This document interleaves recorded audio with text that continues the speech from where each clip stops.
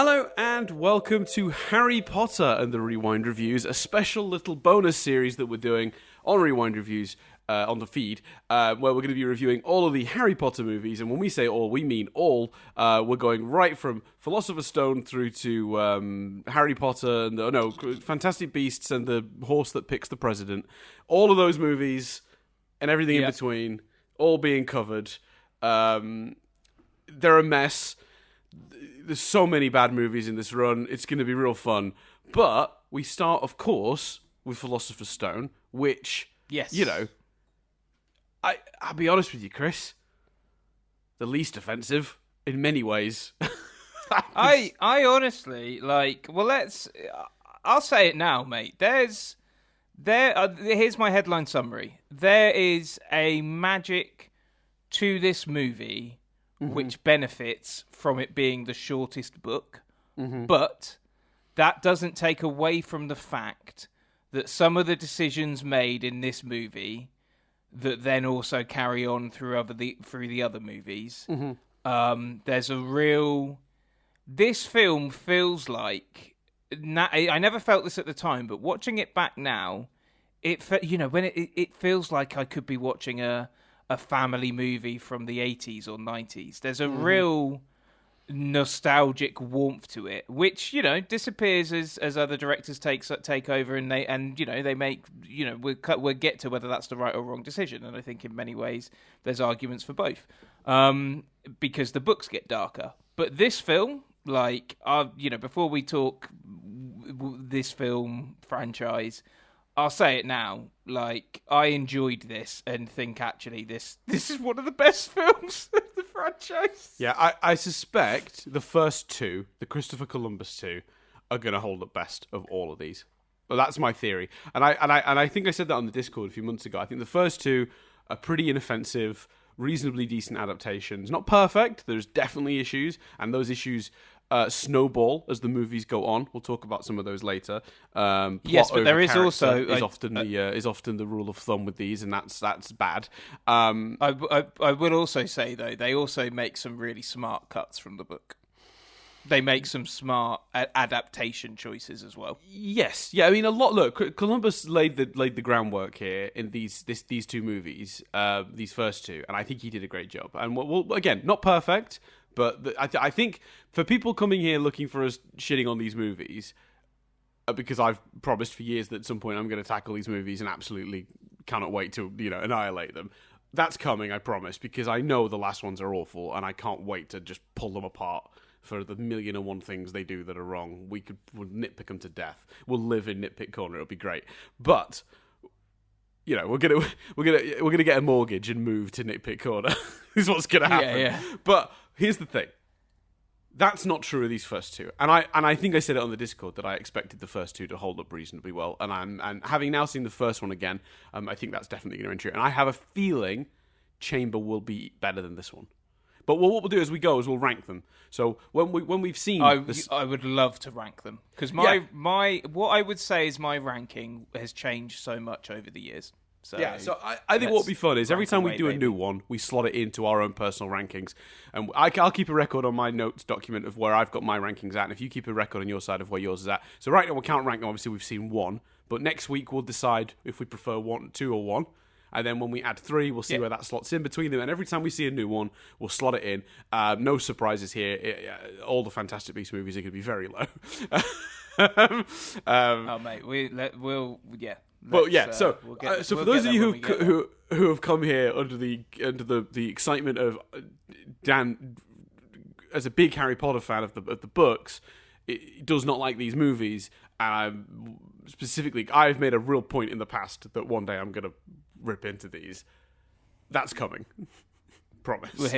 We're here. So let's do headlines of the franchise. So I went into this film because on Rewind Reviews, for those who don't know, who are just joining us for this, we always start with our own personal history because it adds context to our reviews. When we're reviewing something that has nostalgia to it, it's important that the listener understands where the review is coming from. I think that's fairer, to be honest about where our biases may lie. Yeah. Oh, yeah, completely. And I think for me, sorry, I'm just adjusting my thing. So I went into this film a big fan of the franchise, but a new fan of the franchise. So I got into Harry Potter after, like, I remember a news round story about Prisoner of Azkaban. I remember, obviously, a lot of news stories about Goblet of Fire. That was the one that was just, like, huge and literally huge. Everyone talking about how big this book was. Because, obviously, we're 8, 9, 10, whatever we were. Like, a big old thick children's book is crazy times. And I remember my dad and sister reading them and then being like, you got to read them. You really like them. And I was like, all right. And in fact, I read the books in relation to the film. I was a kid with, black hair, glasses, and I was Harry Potter's age. I was also interested in acting, despite not necessarily having any acting ability. So I know that I read the books quite closely to the films because I remember reading the books and being gutted that I hadn't read them sooner. Because I'd have auditioned, I'd have gone. I know myself. I'd have been like, I'm gonna audition for Harry Potter, and I left it to like Harry Potter was cast and auditions were done by the time I read the books. So I know I read them close to the films, and obviously became a huge fan of the books. The films, even as a kid, I was like, they're not as good as the books, but still, I was never huge on the. I never really had nostalgia for the films, even. Back in the day, I enjoyed them. I got them on DVD, but it was the books that I had this huge kind of love and affection for, and would both reread and then pick up a book and reread X part. Dip in. We'll reveal when we get to them what our sort of. I think it'll be fun to say favorite books for when we get to the responding films. But what's interesting, because also when we tackle a big task like a trilogy or a series. Kind of talk about our feelings going into it, and they're kind of complicated for me because way before all the kind of controversy of recent years, and you can there are podcasts where we talk about it. I sort of started stepping away from the franchise. There were, later on came a lot of the JK stuff, but there were things like I think I was thinking about it as I was pegging out some washing this morning, and it was a combination of. I didn't see The Cursed Child on stage. I appreciate it's an amazing stage play, but I love my favorite and most logical version of time travel, and I love the time travel genre, is whatever happened. I fucking love that interpretation of time travel. It makes so much sense to me, and I don't think enough stories do it. So I was really unhappy that The Cursed Child, reversed that. I didn't like the fact that J.K. Rowling, when she wasn't writing anything else Harry Potter related, came out and said Dumbledore's gay. I think that's brilliant, but then actually make that a part of the story. Then Fantastic Beasts didn't really seem to explore that. And we talked about that at length on a podcast episode. That kind of jarred with me. And there was just a general sense of... It just felt like we were going back to the Harry Potter well too much. Every week it felt like there was some... story or some whether it's and I can't quite remember the details, but the wizards shitting on the floor or whatever that whole thing was, and I just felt like it never affected my nostalgia and my memories and my love of the books, but all of those things just made me step away from the franchise a bit and just not engage with it as actively as other franchises I love, and that comes in peaks and troughs. Doctor Who stepped away from Doctor Who this year because the last couple of years because I didn't particularly enjoy what Chibnall's writing.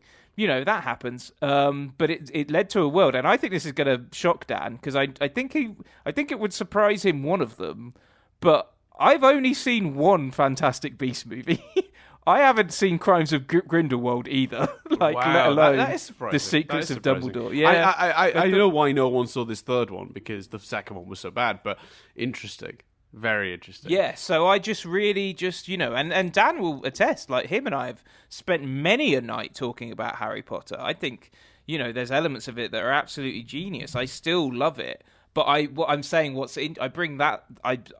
spin that yarn because what I'm saying is I'm going into this is the most I will have engaged with Harry Potter in a long time. I did rewatch the films in lockdown, and I am also excited for this because of that, because my memory of the films wasn't quite what I found watching it. What I'd have said was my favourite before that, I wouldn't say after it, and I'm intrigued as to how it's going to change again. So yeah, that's me. You obviously share the big fandom part. What are your feelings of a quick overview of the franchise, and then your feelings going into this? Yeah, so very similar to yourself. I remember my cousin had Philosopher's Stone and Chamber of Secrets on his bedside table, and I went to visit him, and or stay with him. I can't remember whatever, and I noticed them, and I was like, these look lame. It was the very original covers. They just look cheesy as shit. I was like, no, thank you. Harry Potter and the Philosopher's Stone, I said, and I tossed it to the side. A year or two later, I think Azkaban's come out at that point, and we're starting to enter the hype for Goblet of Fire. Because Azkaban came out in 99, I think. And I think... So Azkaban was 99, and I think Goblet of Fire came out around the first movie, so 2000, 2001, maybe early 2001, I should probably just look this up, shouldn't I? But anyway, it was in the build-up to Goblet of Fire. So Goblet of Fire wasn't out yet when I finally decided... I should probably find out what this is, right? Like, I think I maybe knew the movie was coming as well, and was like, this must be something. Like, this can't be nothing now. Because when I first saw those covers, the very first time I was introduced to Harry Potter was seeing those covers on my cousin's bedside table. I'd never heard of Harry Potter. I'd never seen a thing. Because this is, presumably when just those first two were out, maybe, and it hadn't really hit its, momentum yet. And it just was nothing. It was just this cheesy, weird thing my cousin liked. And once it became bigger, I started to go, oh, okay, maybe there is something to this. And I've just been a bit of a dummy. I probably didn't think of it in those terms, but, retrospectively, that's how it kind of seems. And, I cracked out the books. I think I got a box set of the first three together, because my first three books all seemed to have come from the same collection. And then the subsequent books I bought individual hardback copies of each. So you could tell. Did you do that thing where you bought the paperbacks as well? Because I did that. No, I got hardbacks for all the books from Goblet onwards, and I've got paperbacks for Philosopher's Stone, Chamber. Did that not Prisoner. drive you crazy? That's why I brought paperbacks, because I just couldn't stand I think them I managed matching. to get hold of a hardback of Philosopher's and Chamber, or maybe Chamber and Azkaban. So maybe I did the thing in reverse. I went backwards and got hardbacks to match. But anyway, so I got all these books, and I read through them, and I devoured them in like a week, the first three. I couldn't believe how good they were. And I remember going into school and trying to explain to my, the guy I sat next to in my form class every morning, and we always chatted for 15 minutes. Like, his name was Andy, the best. We had a very similar taste, but he hadn't read any of these books. I was like, no, you've got to... so good, and he just wouldn't believe me. So I brought my copies in and gave them to him and was like, no, you read these. And then that became a thing we shared for a long time. Excitement over the films and the books as they came out throughout high school then, basically. And it's worth noting here that Chris and I are the age. We are the age. Like, I think I was roughly 11 or 12 when I read the books. I was around Harry's age. Yeah. So I grew up with Harry both figuratively and literally, and then those books progressed. And what I think was both genius and maybe now in hindsight, maybe a flaw in what J.K. did with the books. But for me, as I grew up, the books got darker and more adult with me. And that's... Yeah, that was a special thing. Which is amazing. The books got more complicated, they got more grown up, but they grew up with me. So as I was craving more adult stories, I was being given them from a thing I was already enjoying and already invested in. I didn't grow out of Harry. I think the reason Harry Potter is lasted as long as it has and has that staying power, as much as J.K. continues to attempt to ruin its legacy. The reason it has that staying power, I think, for a lot of people is they didn't get to that phase where they were too old for it because the book grew up with them. So I'll say this right now, and this is with the caveat of obviously J.K. Rowling, boo. We know this. I'm going to have to say this a lot in these podcasts. Those books are incredible. They are some of the best books I've ever read, will ever read. Some of the greatest books maybe ever written. That my opinion on that isn't going to change because it turns out the author is a terrible person. Or has been, maybe it's not fair. It turns out the author was easily radicalized by Twitter. I don't.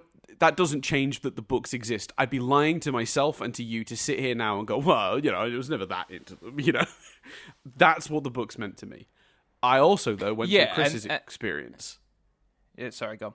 I was just going to say, I also went through Chris's experience of distancing myself from it, not on purpose, but just finding myself drifting from Harry Potter fandom. I think for different reasons, though.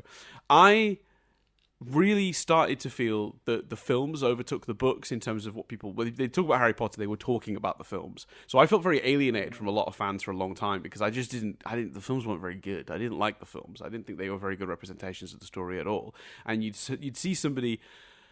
Like, if you see somebody... If I meet someone and they're wearing a Star Wars t-shirt or whatever, we can talk about Star Wars immediately. But with Harry Potter, if I met somebody who had a necklace on that had the Deathly Hallows symbol, and we'd start talking, it would become very clear very quickly they were into the films.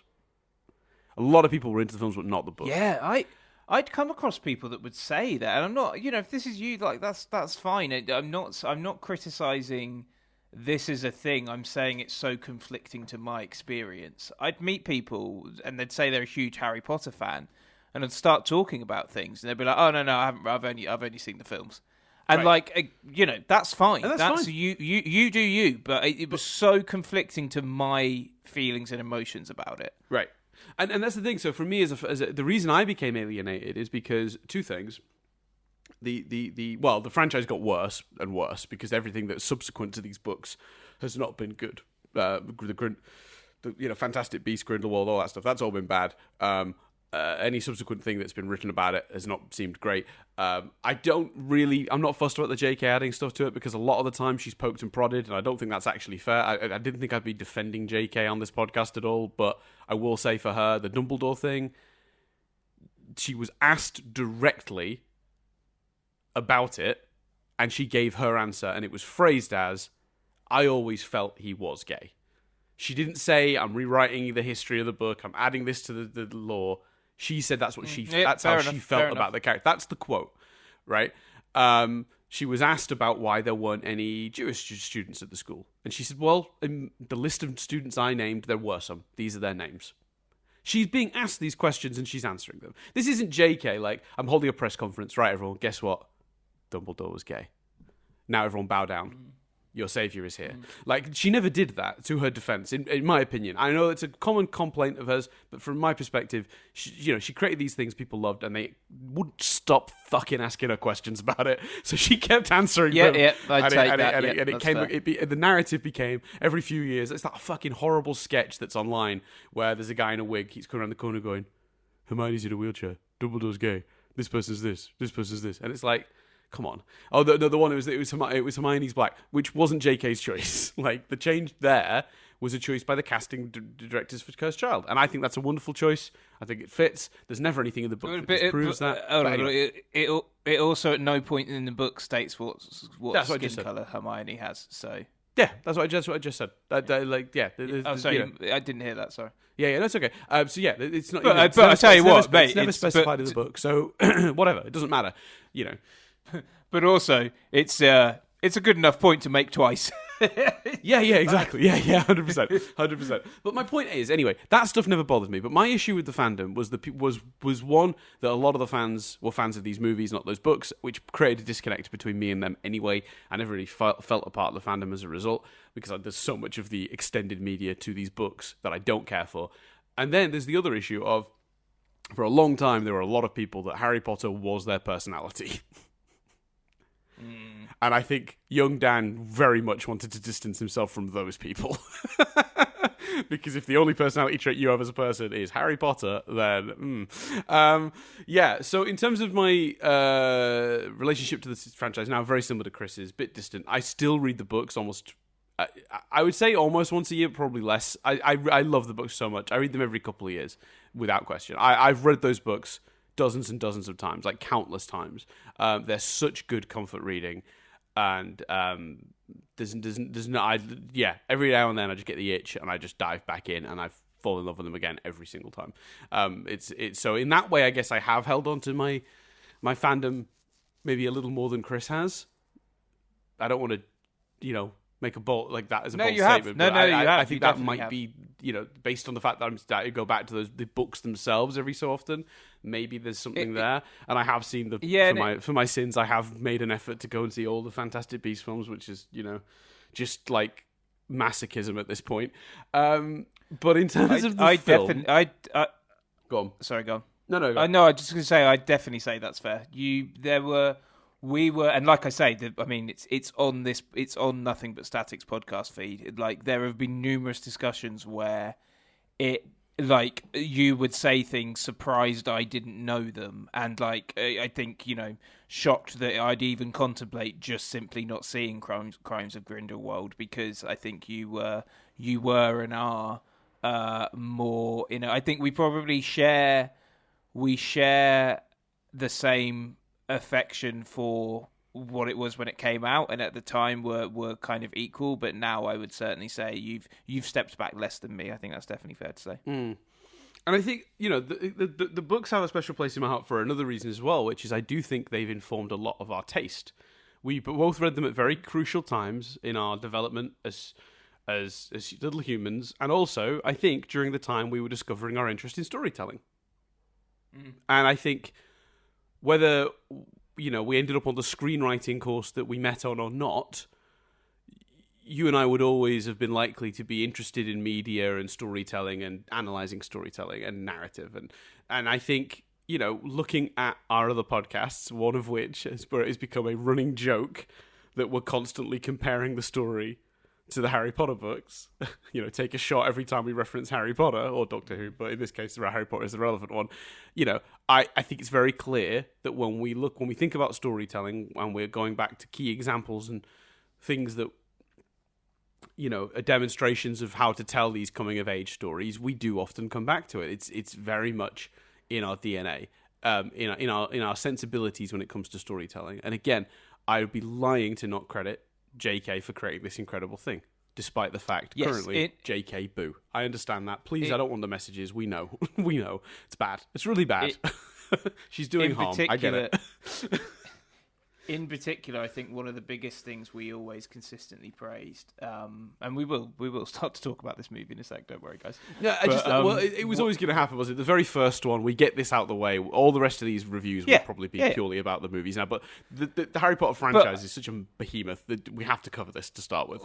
Although I think it will be fun to do, like, did you like this book? Did you queue for this book, sort of thing? But of course, 100%. In this depth.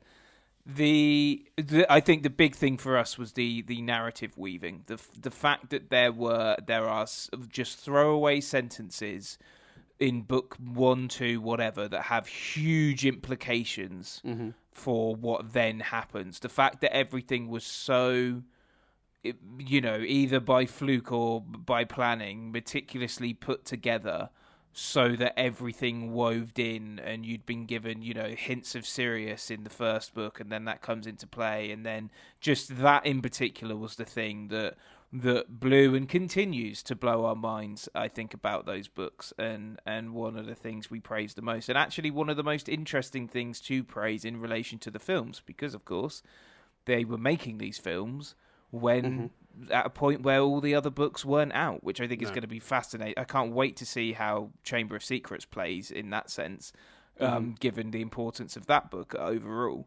So absolutely so much, just such big fans of those books. It was crazy, and still, and I think for me as well. I mean, it's funny because it always comes back to it's so clear the pattern now. Chris plot, Dan character. Chris talks about the intricate plots and the way she weaved in stuff so early, like she knew. And even if she backwards engineered it's written so perfectly you wouldn't know. There's no seams in the storytelling where you go, I think she thought of that later. You'll never know if she did or not, because it's so well executed. It fits so perfectly that she either was the most pre-planned writer of all time and just knew everything she was going to do ahead of time, or whenever she thought of a new idea, she was just able to connect the lines to the previous stuff to make it all link through. Maybe Sirius Black was a throwaway name when she wrote Philosopher's Stone. Yeah, yeah. And then later on, she had the idea for the character, and when she came to naming him, she went, "Oh, I can link him to this guy." Maybe, doesn't matter. She knew how to make it work every single time. It's seamless, and that is impressive. But for me, I always come back to the character stuff and how every time a character is faced with a situation, their reaction is always informed by what we know about the person. Always, every time. Ron's reaction to danger is always the same. And it's based on what we know about him. His reaction to getting the sorting hat put on his head makes a lot of sense when you know his actual backstory. Lost in this movie, we'll come to that. But you know, it's a really important part of the books for me is that each character is so well fleshed out, even the minor ones. Like Neville's presence in the book is relatively minor compared to Ron, Hermione, and Harry, but he gets this incredible arc. And across all the books, actually, Neville, he's a really unsung hero of those books, but he's just so well written and so well realized. And yeah, I think her character writing is really strong, which is what invests you in that plot. So yeah, so there you go. So praise for the books in a box, out of the way. Now, I will say as a tiny other caveat before we get started with this, there will be times when I'm going to say in the book, and the reason will be. It will never just be out of, I prefer the book, just give me the book. Because I'm absolutely encouraging and aware of changes. Dun, dun, dun. I want changes. You have to make changes, or the book won't flow very well as a film. Whenever I use the phrase, in the book, it's because they miss something that makes the scene they're doing in question not work. Well, let's start there then. Because I think there are some examples of that, but in the main, the ones that and this will be interesting where, you know, I think you possibly have more of an active memory of the book, although it is amazing, like, when I was watching the film, the nuances, like, I knew that they'd missed out. Yes. But I do think they make a lot of smart decisions. Like the book start, I remember, I've talked about this before, and it sounds like a brag, and maybe it is to fucking 10-year-old Chris's fucking perception of narrative. But I remember as we drove to the cinema, saying it's just going to be so exciting to see that first shot of Pivot Drive at night, waiting for McGonagall waiting for Dumbledore. And everyone in the car went, but that's not how it's going to start. It's going to start like the book starts with the Dursleys chapter, like the flashback chapter, and him noticing weird stuff throughout the day. And just in my head, I just went, I don't think it will, because that's not a logical place to start the film, and you're not going to be able to adapt everything, and it's kind of more of a tension building, logical start to start at the McGonagall Dumbledore scene and feeling like kind of cocky when that happens.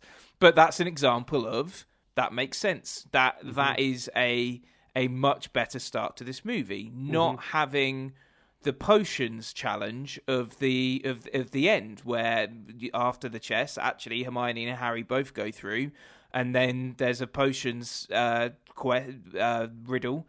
And only Harry can go through, and Harry goes through. We've said enough about Hermione's character in other parts of the film. You don't leave this film not knowing she's a brilliant witch. So that's a smart decision to change. There's a number of instances like that where, and it's got a real advantage. They have less they need to cut, but I think a lot of what they've done there makes sense. It is about smoothing out the waves created by that, though. So I agree with you on the Hermione one. This is a great example, though. This is like perfect. It's distillation of why sometimes you've got to be careful what you do and making sure the rest of the script still lines up. Because, so you're right, Hermione. Everyone gets to do something, getting to this Philosopher's Stone, because Hermione actually solves the Devil's Snare problem. So you don't need to then have Hermione solve another problem. Ron solved the problem. Harry solved the problem. Hermione solved the problem. Everyone has done something. Thumbs up. Go team. Yeah.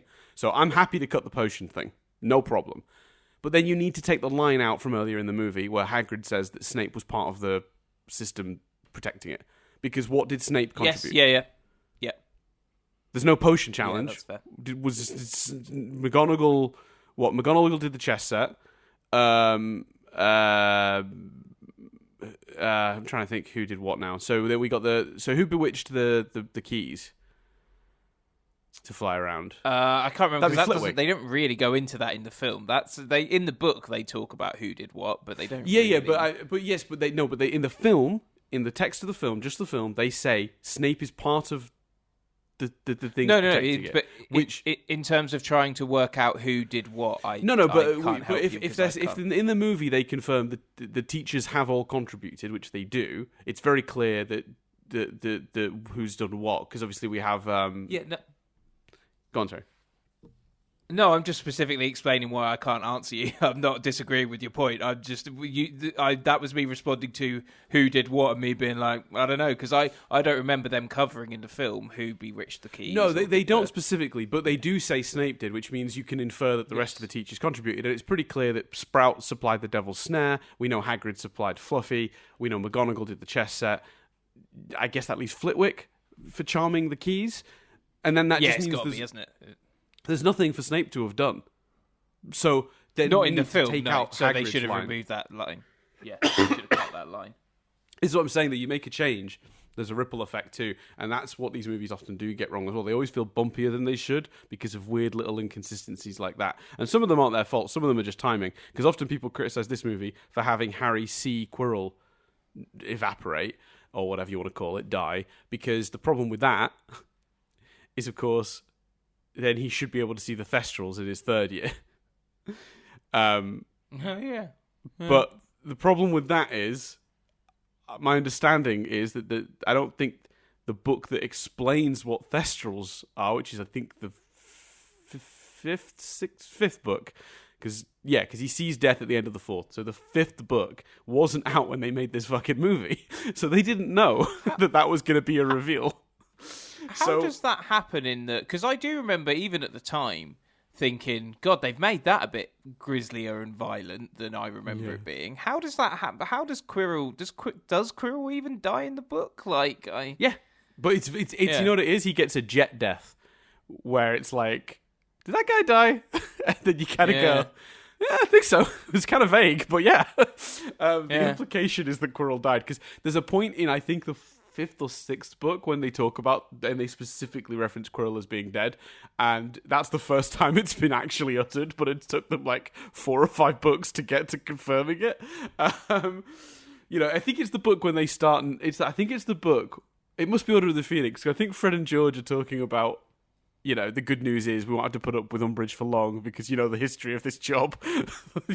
We've got one teacher dead, we've got one teacher insane, we've got one teacher publicly shamed and forced out of his job. It's like, it's only a matter of time, isn't it, really? But is it in the film? In the book, it's clearer that it like Harry is, because if memory serves, they're both like screaming. Harry's realised he can touch his face, and then he passes out. Correct. As opposed to in the film where yes, he like burns him to incinerating, and then is still sort of more conscious. Yeah, and then it's Voldemort's spirit leaving Quirrell that sort of knocks Harry out. Presumably, you could fansplain that as being Horcruxy stuff. Oh yeah, we should clarify. This is all spoilery stuff. We're not gonna. There's no dancing around plot points because it's had the Harry Potter franchise. You, if you've not seen these movies or read those books, then I can't help you. Go do that. Absolutely. So just on your point, I'm very much for changes. Very much. I think there is stuff that still should have been cut from this movie. Norbert should have gone. If you're not going to do the Norbert plot of them sneaking Norbert away, why introduce Norbert and then literally a scene later remove Norbert? It creates more problems than it solves. I just smooth that out completely. So I want to make it very clear that at any point during this, when I'm like talking about something they've cut that they maybe shouldn't have, it'll be because it benefits the story to have it in. Whereas I'm very eager to cut things that don't need to be there. Norbert could have gone very easily. I know you want the visual of the dragon hatching out of the egg, and it is a good visual, but come on. Come on. Yeah, no, that's a great example of something that is just not clean. They kind of use it. Obviously, they use it as the excuse for the detention, basically, but it's flimsy at best. Yeah, I mean, that's the other thing. The detention thing as well, kind of like. So, I think with the detention thing, I'm okay with the changes there, but you need to then establish. So the thing is, sometimes, guys, nighttime happens, dark, the sun setting happens at not the same time every time. I don't know if people know this. So we established earlier in the movie that there is some sort of curfew, but when they figure out Flamel and run off to see Hagrid, they were out in the library. They were up. They were. It's not like they snuck out. We haven't visually shown them getting out of bed and sneaking to Hagrid's. They're just already out and about, and they go to Hagrid's. We're not aware they're breaking school rules as an audience. The sun has set. Sure, that's the only clue that it might be past bedtime. But prior to running off to Hagrid, they were just in the library. Even then, when they first run down to Hagrid, I don't think it's particularly dark. No. So what? All it would have taken, writers, just listen 1 second. Hagrid to just say, "You shouldn't be here. It's after hours." You know, that's all you need. One line. It would have fixed the whole thing. But it doesn't make any sense why they're in trouble because you don't establish the rules. Why? Why have they done this? I take it back though. It is dark when they are in the library, but when they run, I've got it here. The scene where they run across to Hagrid's hut is dark. Right, but is that enough? Do you think to tell the audience that they're out after hours? No. They should have them sneak part. Even just they wear the. I tell you what, it's very simple. Wear the cape down. Like, don't go if they're wearing the cape down to Hagrid's hut, and then they take the cloak, and then they take the invisibility cloak off at the door. You know, without even having to spend any time on it or any dialogue, you know that they're breaking the rules there. Yeah, 100%. I'm just because it's this. I'm saying that there's just weird gaps in logic that happen when a script is put together like this. Because the mistake they've made is they've tried to keep too many things in from the book. And as a result, it's a little overstuffed. I mean, God, I cannot tell you, Chris, how convinced I was about to sit down and watch an easy breezy hour 40-minute movie. When I looked at the time and saw it was a 2.5-hour film, I could not fucking believe it. To the point where I Googled... Yeah, I was quite taken aback by that. I certainly thought it was around the 2-hour mark. Like, I was like, oh, really? There's another half an hour? It's the third or fourth longest one. Yeah. Right, let's play a game, Chris. Play a quick game. Give me the number, either a plus or a minus, of the difference between this, lengthwise, and Deathly Hallows Part 2. So if you think it's longer, say like plus 40 minutes, or if you think it's shorter, say minus, whatever. Give me a guess. I'd be curious to see what you say. Part 2? Yes. Minus 10 minutes. Minus 20. Oh, wow. Gee. Deathly Hallows Part 2 is 20 minutes shorter than this one. Blimey. It's 2 hours and 10 minutes long-ish. I'll give you another example of one I quite liked. Moving Draco's introduction to the entrance hall as opposed to on the train. I was torn on that. Okay, talk about why you liked it, and I'll yeah. I just think we'd have potentially spent too long on the train. I think we've introduced Hermione on the train. We've put in the frog card. We've really introduced Ron on the train. I think we'd have just been on the train for too long to keep it piffy and pacey. I think that was a sensible film pacing decision. He meets Draco at Madame Malkin's in the book. When he's in Diagon. Oh, is it Madame Malkin's? Yeah, right. Yeah, he's getting his robes done, I think, and Draco's in there. And I think that... So I'm torn on it, because I like Draco's introduction in the film. I think it works pretty well. There are no real complaints. The only thing is, I will say, we do lose the contrast between Draco... So what I love about what we learn about Draco in the book is he comes in, meets Harry at Madame Malkin's, doesn't know who Harry is, and just doesn't give a shit. He's just like, oh, your parents are dead. Oh, well, and moves on and doesn't give a shit. But, he's really rude to Harry, basically, when they meet him at Madame Malkin's, but not in a, deliberate, snidey way. Just in a dismissive way. You're probably some muggle-born idiot. I don't care. Whatever. He's more interested in talking about himself and what house he's going to be in and all that stuff. And that's how we're introduced to the houses in the book. And then when they get to the school and Draco suddenly finds out who Harry is or on the train, In the case of the book, Draco's like, "Ah, you're Harry Potter," and he's suddenly much nicer to him, and he's trying to befriend him because he's famous Harry Potter. Then Harry's rejection makes a lot more sense. But it's we learn a lot about Draco, seeing him be dismissive of Harry, to trying to befriend Harry when he learns who he is. You learn about his he's looking for power, he's looking for powerful friends, or famous friends. He likes the idea of being friends with famous Harry Potter at first, and that makes a lot of sense for the character. Now, I don't mind that it's cut because it doesn't really play into this story. If I'm being honest, there are things we learn about Ron that are cut that do affect this story, and we'll talk about those later.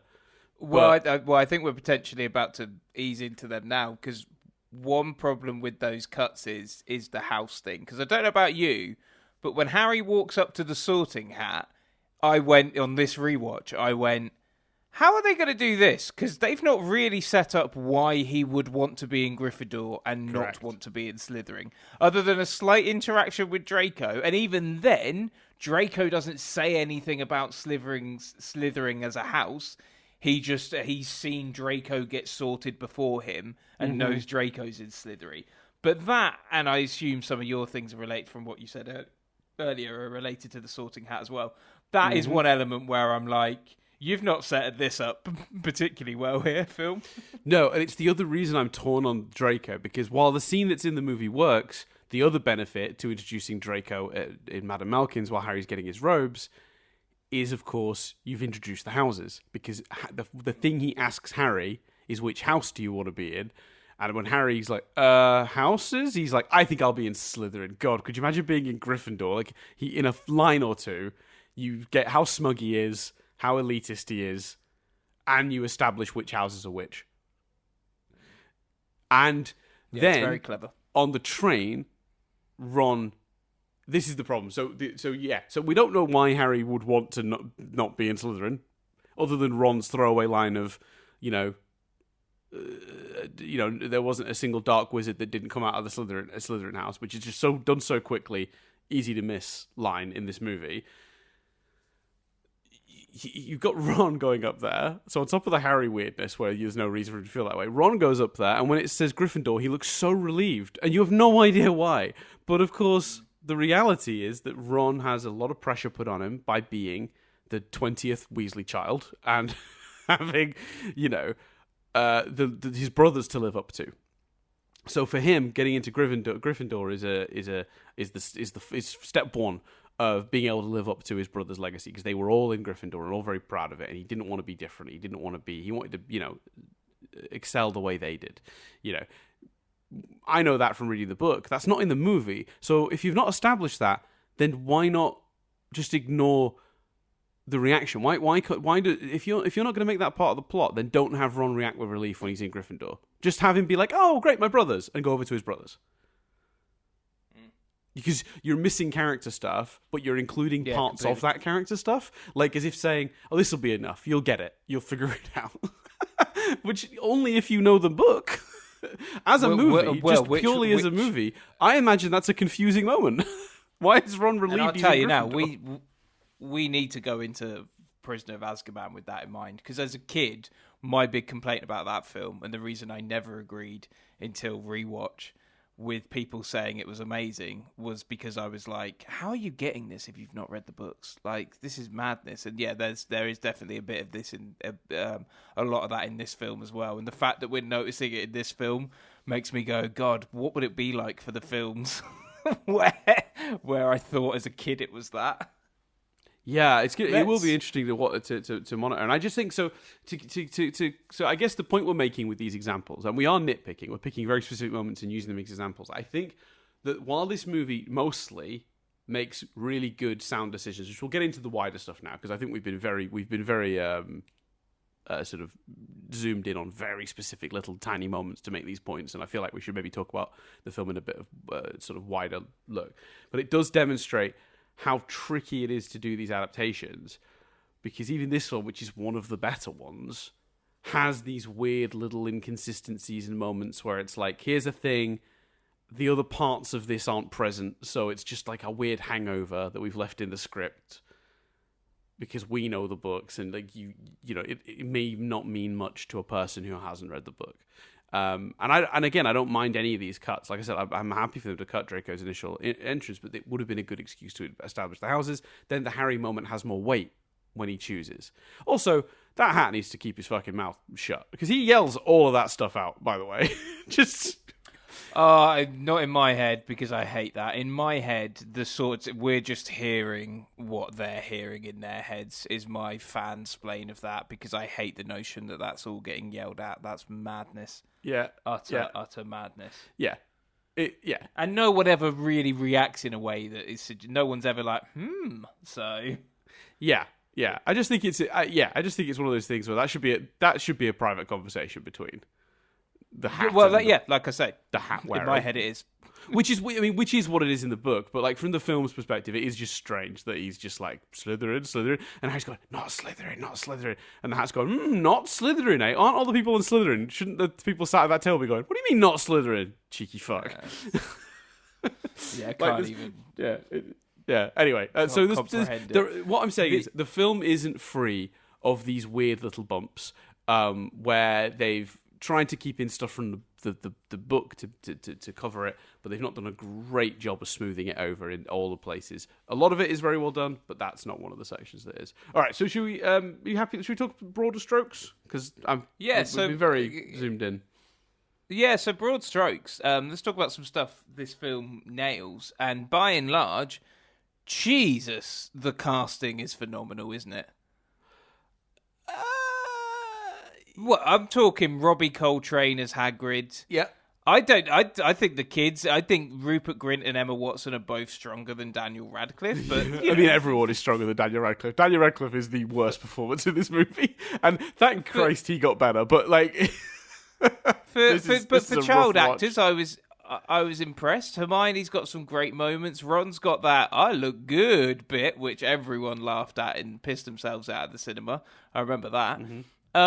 Robbie Coltrane, Alan Rickman, Richard Harris as Dumbledore, Professor McGonagall. Like, there's so much iconic, brilliant casting in this film, in my opinion. I think it's 50-50. I think you're right for, like, McGonagall, Snape. I mean, God, Alan Rickman, Jesus, lives, eats, breathes Snape. It's so good. He understands that character so well. And I think, it helps that the story goes that basically J.K. shared with him Snape's backstory when he got the role. So he knew things from book 7 when filming book 1, which gave him a huge advantage. But also an incredibly talented actor, obviously, who was very correctly cast in this role. Perfect. Couldn't get it any better. Maggie Smith McGonagall, tick, tick, tick. Robbie Coltrane, tick, tick, tick. Fucking Rupert Grint and Emma Watson, 100%, tick, tick. Daniel Radcliffe, eventually, tick, tick. He found it, but that was wobbly. That's a real wobbly start. And you're right, child actor, can't think. But, there's no way. They auditioned 5,000 children for Harry. I'm sorry. There's no way there wasn't a kid who did the performance better in that 5,000. There's no way that he was the best one. We got lucky because he grew into the role and is amazing in the later movies. I'm not going to deny that, but Jesus, in terms of Dumbledore, they never get this right, not once. Richard Harris is lovely, but he's too frail. He doesn't have the spark in his eye, the joy. And I know Richard Harris is an older man; it's not his fault. He's a wonderful actor, as is Michael Gambon. Both miscast, in my opinion, for very different reasons, but both miscast.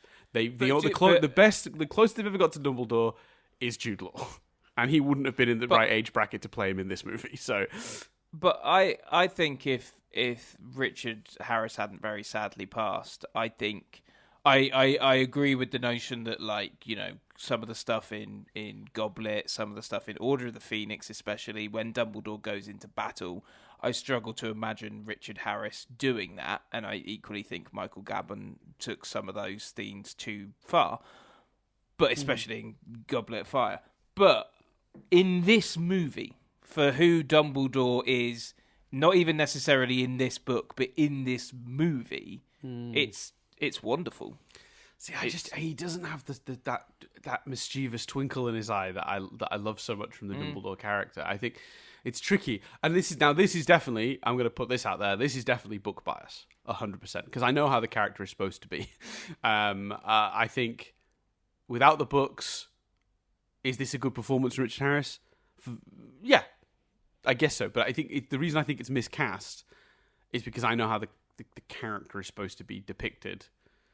And that is a bias I wouldn't have otherwise. So that's not necessarily Richard Harris's fault. He did what was written and what was given to him, and and again, both fine actors. I don't want anyone to misunderstand, but I think both miscast. Sadly, I'm trying to think which I need to bring up the cast list, but the guy playing Quirrell is fine, I guess. Well, my thing with the Quirrell performance, because Dumbledore, I don't feel that in this movie. I think the alas earwax stuff at the end has a bit of a twinkle, but I do take your point.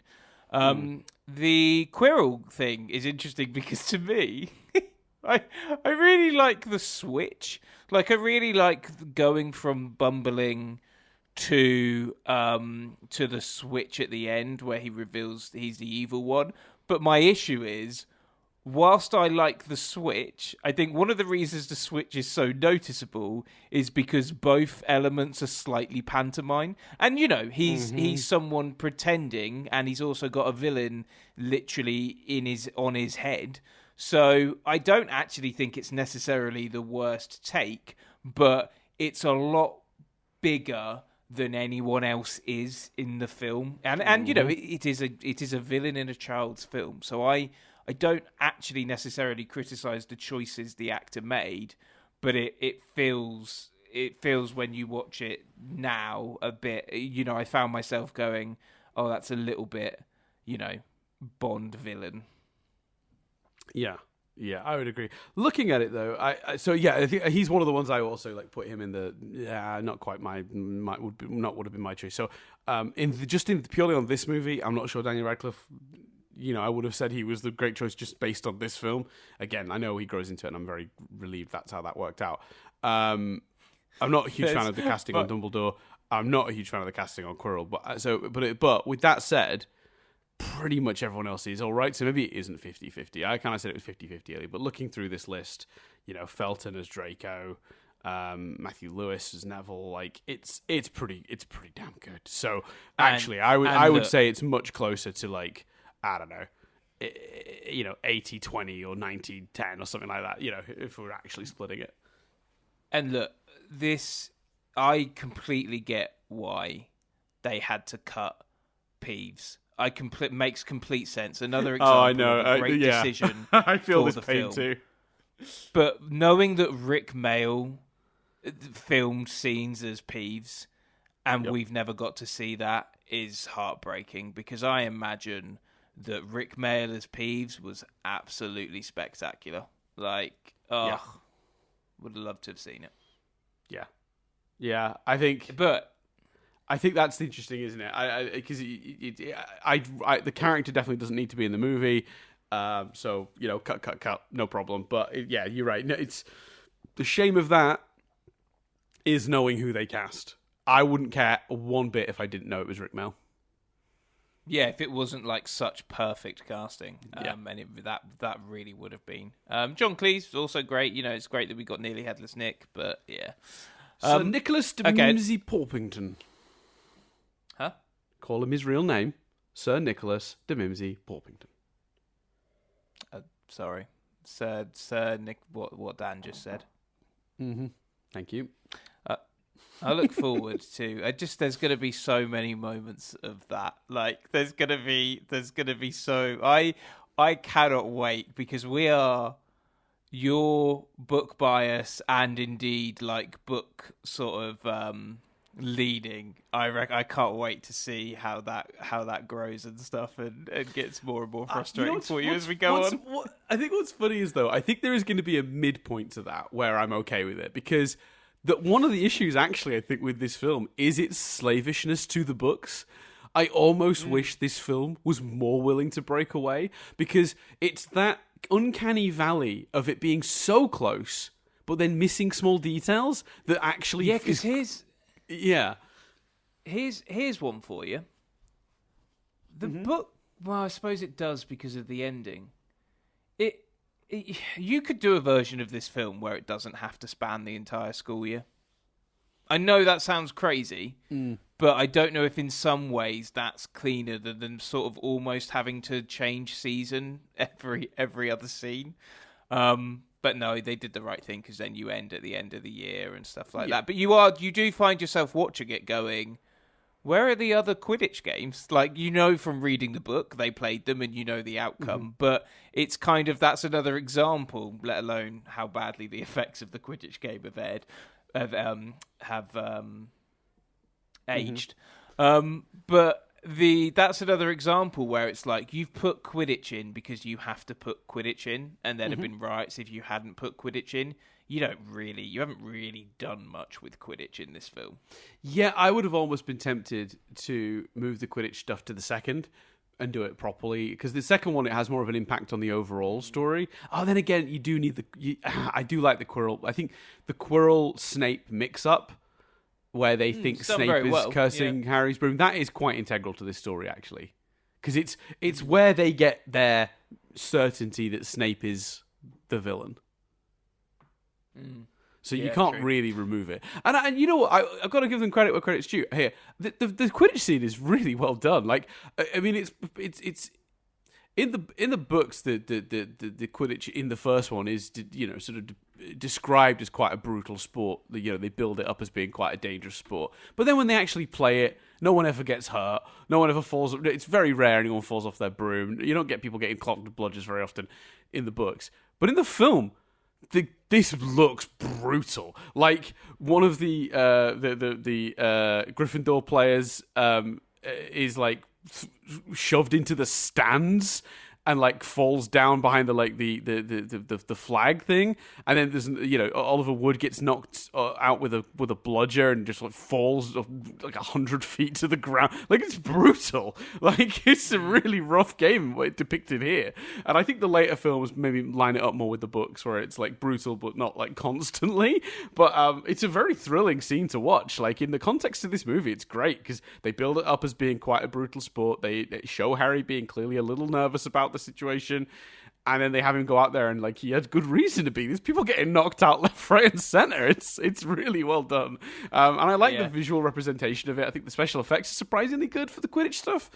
There are some wobbly special effects in this movie. I guess we'll get to them, but like, man, like that Quidditch sequence is really good. Like, it's credit where credit's due. I think they realized that really well. Even if you're right, like if you're gonna do one Quidditch game, it's like balance.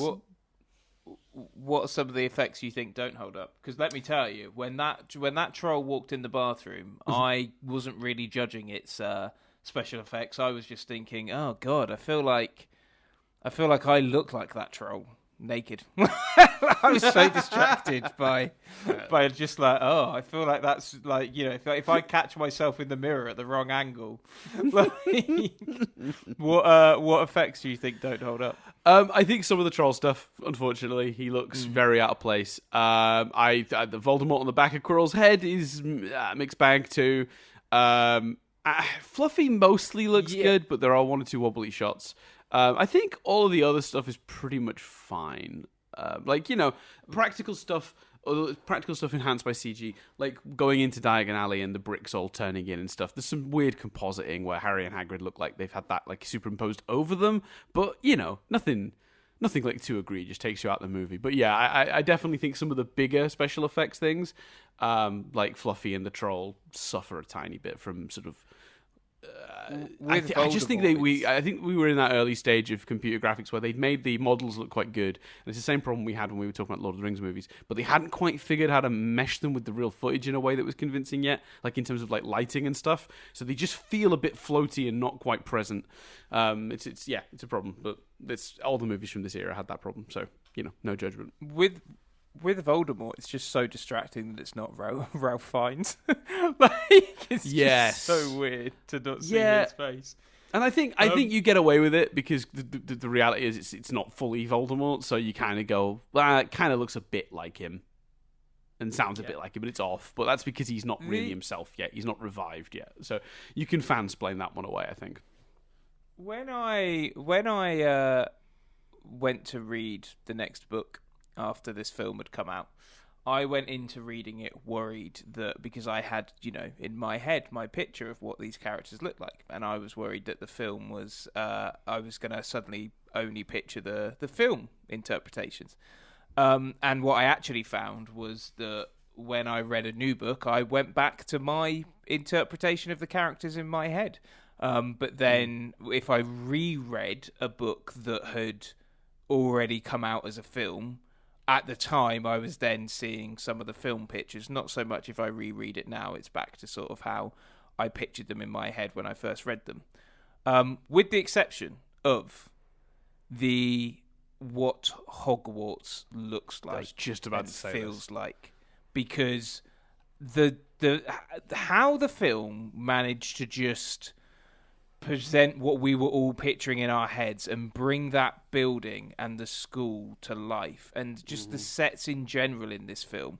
I have a slight issue with the Gryffindor common room. It's much smaller than I ever pictured it, but that nitpick aside, the sets in this are just absolutely beautiful, and it sounds corny to say it, but magical. Like they really that carries throughout all the films. But, the notions that Chris, whether anyone does it as well, whether it gets darker, but Chris Columbus, we shouldn't underestimate him setting the groundwork for how Hogwarts should feel and look and stuff. It's incredible. The problem we have was that Cuarón then came in, redesigned everything for the third movie, to the point where like Hagrid's hut is no longer in an open plane of grass, but on like a weird hillside. Like they just physically change where everything is located. No, it's not Hagrid's hut that changes. It's the Whomping Willow. So we see the Whomping Willow in Chamber of Secrets. It's just in the courtyard,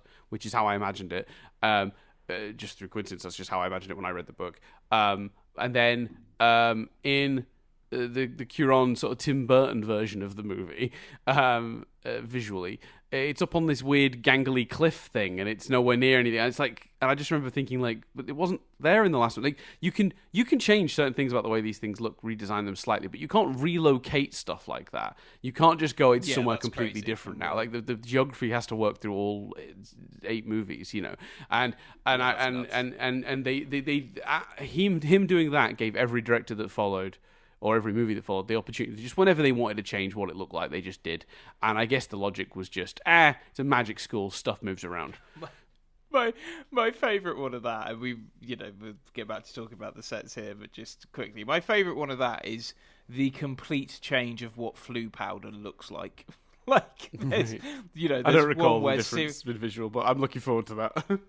Mate, Sirius's head is made up of flames in one movie, and then it's just not that in another. But anyway, let's so that you were gonna, I assume, equally praise the sets and the cinematography of the Hogwarts and stuff like that. It's really well done, very well realized. It feels like a tangible place. In terms of like they filmed it on locations and on sets that were physically there. They didn't CGI a school around kids sat in a green room, and you see the love and care that went into it. If you do the Warner Brothers tour that they have in London, where you can visit a lot of these sets. Now, I went in the early days of that and haven't been back, so now you can actually go into the house at Privet Drive and onto the night bus and all these other things that weren't there when I did it. But I did get to go through the Great Hall as a set and admire the craftsmanship at work, and it is incredible. And I got to see Dumbledore's office and a few other and the Burrow and a few other sets. All of that established in these first 2 movies by Columbus. And I will say that even though they changed things going forward, particularly, I think Cuarón made the biggest shift in visual style for the movies, which allowed them to sort of like drift between the 2 visuals going forward. Every movie that goes after sits somewhere on the scale between what Columbus did and what Cuarón did. These first 3 movies really do set a tone visually. I don't think anyone really puts their own stamp on it after that. They all just kind of fit it somewhere between on that spectrum. But the Columbus version of it particularly really is the version I think of, and was probably already thinking of. I think the way Columbus realizes Hogwarts is pretty much just in line with what I happened to picture when I read the book. Now, that is just a coincidence, I suspect. I don't think there's anything to that. I don't think he's somehow done a better job. And if Kieran had done the first films, and then Columbus had done the third one, and changed it all to his style, I'd probably have the same complaint of, I don't like it changing, but I would still probably agree that the visual that matches what I wanted to see most was the visual of these first two films. I think it is it's got a real, because I just think, why make Hogwarts a dark, scary place? Like all gothic and Tim Burton. That's not, I don't like what that says about Hogwarts. I really enjoyed, what I think is powerful about what Columbus has done visually is he makes the real world dreary. And the real world kind of drained of colour and uninteresting to look at. And then he makes the magical world magical and like colourful. Yeah, you're right. I'd never noticed and that inviting. Before. You want to understand why Harry feels warmth to that place. Look, that's how Columbus understands these. You know how he understands these characters in these movies. Harry's last line, which isn't in the book at all, is a brilliant addition. Or I don't think it is in the book anyway. I actually could be wrong on that point, but I don't recall it from the book. But Harry's saying he's not going home. Not really. And then he looks off to the school. Beautiful.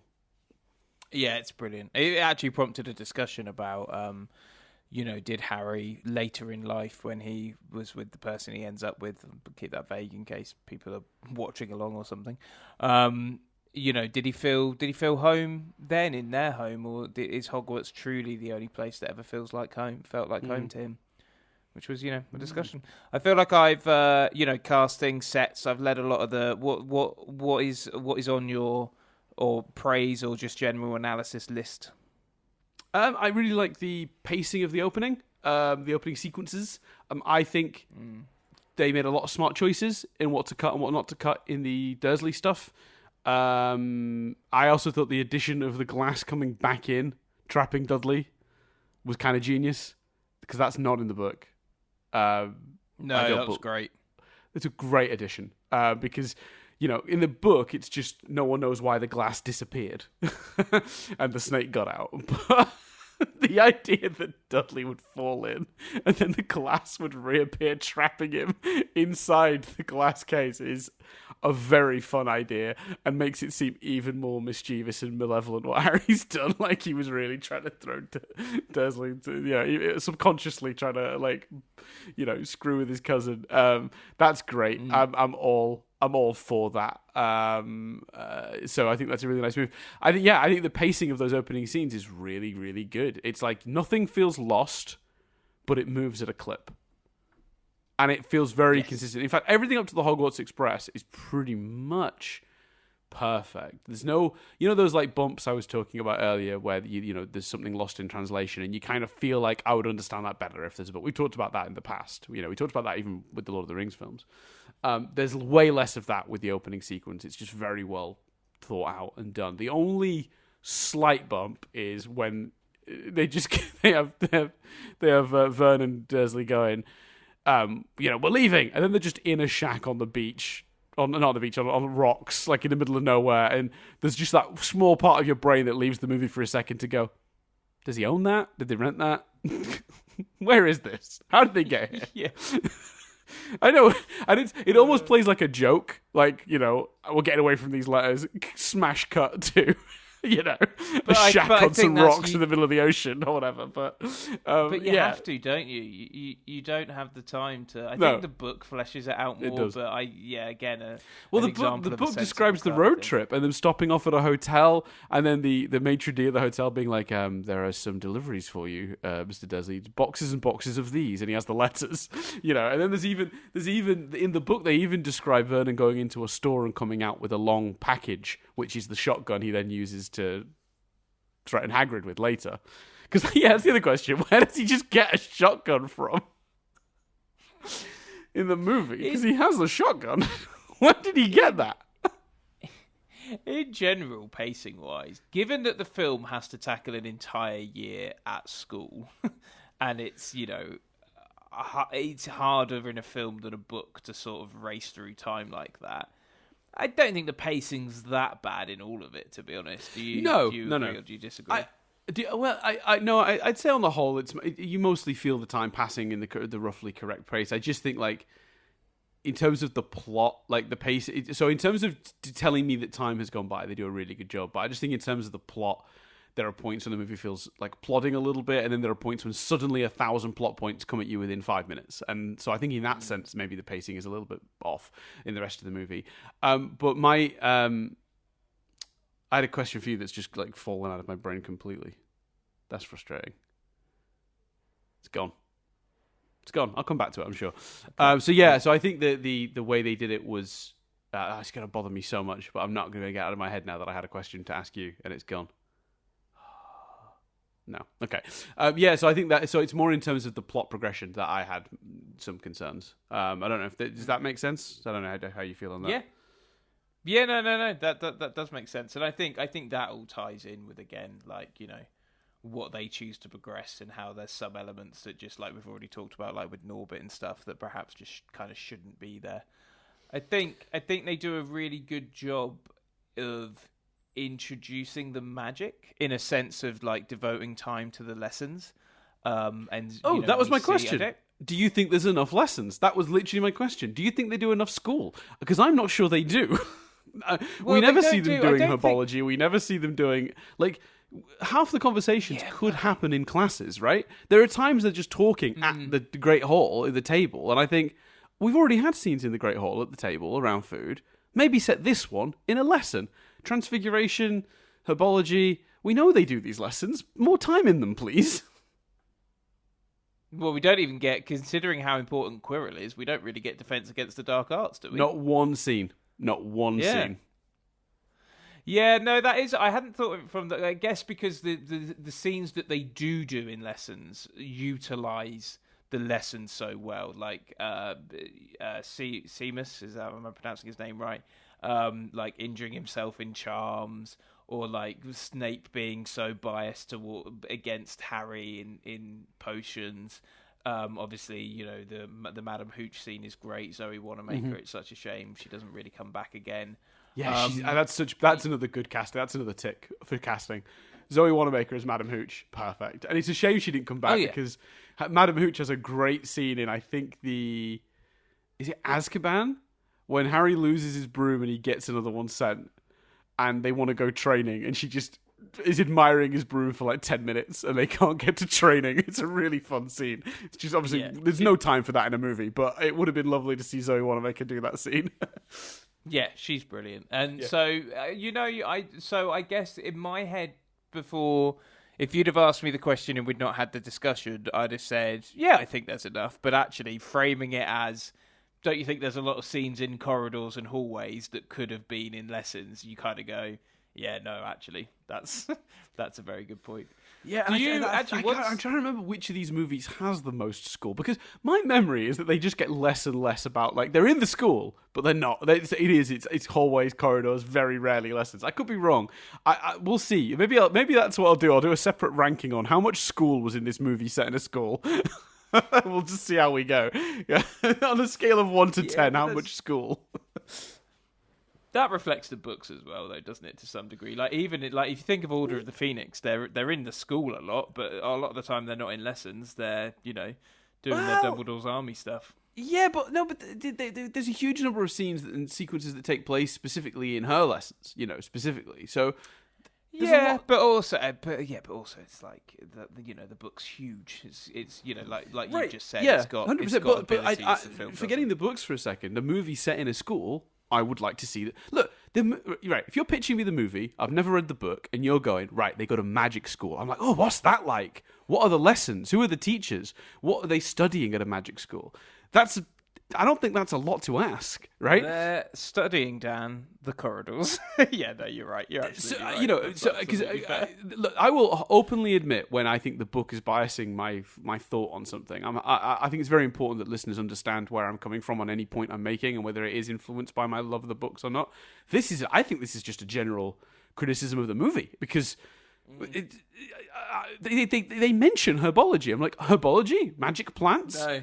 That sounds interesting. Where's that? No, you're absolutely right. Like there could be there could definitely be more scenes set in the classroom. Do you disagree? And because I was just thinking then, instead of the common room, do you agree or disagree with my criticism of the design of that room? Like, let's not forget, guys.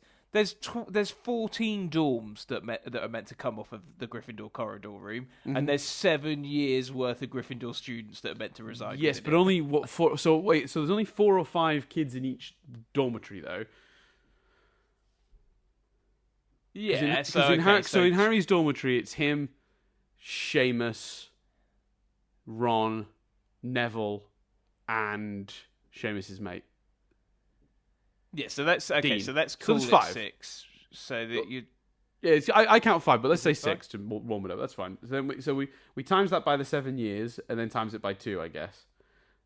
Yeah, so it's 12 times 7, which will be 80 something. So yeah, I've got 84. So I got 84. So there are 84 students. Yeah, you're right. That's too small. For 84 students. Yeah, you're right. Okay. That was brilliant because you and I too. You had a tone of, I'm going to do the maths and prove you wrong here, and I had a tone of, yeah, he's going to do the maths and prove me wrong. And then right at the last moment, on completion of the maths, you were just like, nope, actually, yeah, it's because obviously you think about it and you go, the characters we know and deal with, there are only 5 boys, 5 girls in that year. How much can that be when you multiply it by 7? And then you go, actually, no, quite a lot. That's a lot of students. Yeah, you're right. That common room is too small. My memory of even like the Great Hall and all those scenes in the films and all the scenes in the book is that there's I suppose it's then 84 times 4 times 7. So that in total in the school. No, the 84 includes the 7-year groups. Oh, so yeah, so it'd be 84 times 4 then. Yeah, it's a small school. 330. Yeah. Yeah, there's not a lot of them. There's not a lot of them. Like, there's definitely scenes in the book that make you feel like there's more than 336. I've got 336 children, roughly, in the school. And that's if we're being generous with the 6, not 5 thing. Yeah, fascinating. Yes. Anyway, yeah. It would be less if we'd gone for 5, but yeah. What are some of your other headline thoughts before we trim it up? Small moments of characterization that I really love that they've kept. I think one of the most defining moments of Hermione, the quote that you'll put in every thing ever to when talking about that character is, "We could have been killed, or worse, expelled," which is a brilliant joke delivered wonderfully. Don't need the tag. Shush, Ron. Emma, it doesn't need a tag at all. Emma Watson's brilliant in this movie. Yeah, great. This was I'd never appreciated before this watch how good she is in this movie. Like, it's a really, I don't think it's necessarily, I'm not sure the character is written, because when she came on, Jess was like, she's a bit of an arse, isn't she? And I was like, yeah, I don't really remember that in the book. So, but all of that, if there is a sense of she's maybe a bit stronger than she is in the book at first, in the sense more annoying, I guess is what I'm getting at. It's all in the writing of the script, though. Emma Watson's performance is brilliant. Like, she's fantastic. I'll be honest, she's pretty much that way in the book. Like, the Leviosa, I fully admit that might not be my... her introduction in the book is her coming in and being like, Neville's lost his toad, help us find it. Like, she's immediately bossy, immediately annoying, and that's intentional because they obviously, that leads up to the Ron insulting her and her running off crying, and that's how she's in the bathroom. The one thing they missed from the book, which part of me understands why, but it would have been so quick to do, that is a shame is gone. So the troll is in the corridor, and Harry and Ron get really freaked out, and it goes into a room, and they're like, quick, lock it in. That's the solution. We'll save everyone. We'll lock the door. It's trapped in there. The teachers can come get it later. We've saved everyone. So they lock it in, and they're like, phew, good work. And then they go, that's the girls' bathroom. We've just locked it in with Hermione. And then they have to unlock it and go in. It's a great moment in the book. It's a shame that it's not in the film, because I think that's a really good one that would have taken too long to include. My doorbell's just gone, so feel free to make a point quickly while I just check who's at the door, Dan. Sure, very exciting. Let's see. So we'll talk about. We talked about her, Emma Watson as Hermione. I'm going to talk about Ron for a minute. I think Rupert Grint's fucking great in this movie. From minute one, he's encapsulates that character in such a thorough way. Everything from his facial expressions to his voice is just constantly like giving off Ron. Like it's perfect. It's hard to explain how to do that, but he nailed it. I can't imagine. In recent years he's done other work, and honestly, I think he was almost too perfectly cast. Like in terms of longevity of career, I'm not sure that actor has the range necessary to work in other stuff, because and history is kind of proving that to be true. Although he's happy just owning an ice cream van and being a bit odd and enjoying his Harry Potter money. But fair play to him. But yeah, he's so good in this movie, and it's immediate as well. And that actually is part of the problem, I think, with Daniel's performance is, Rupert's so good and they're together so much, it's really shines a light on Daniel's lesser acting. And also, to be fair, I wish they'd sorted out the dialogue as well, because I think that's part of the problem. I don't know if you're back or not, Chris. I'm going to assume no. Oh, Chris is gone. I can't even hear Chris now. He's put his headphones down and everything. Do I stop talking? Because he can't even hear my point now. Usually we keep the headphones on so we know what the other one has said while we wander off, and then when we come back we can tag it. So I'm gonna stop for a second and pause, and then let Chris come back.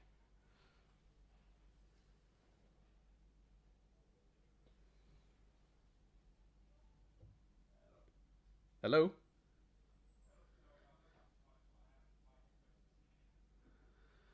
Yeah, so I stopped talking because I just said, I don't think Chris can hear me. I don't want to make a point that he then can't respond to. So I stopped talking.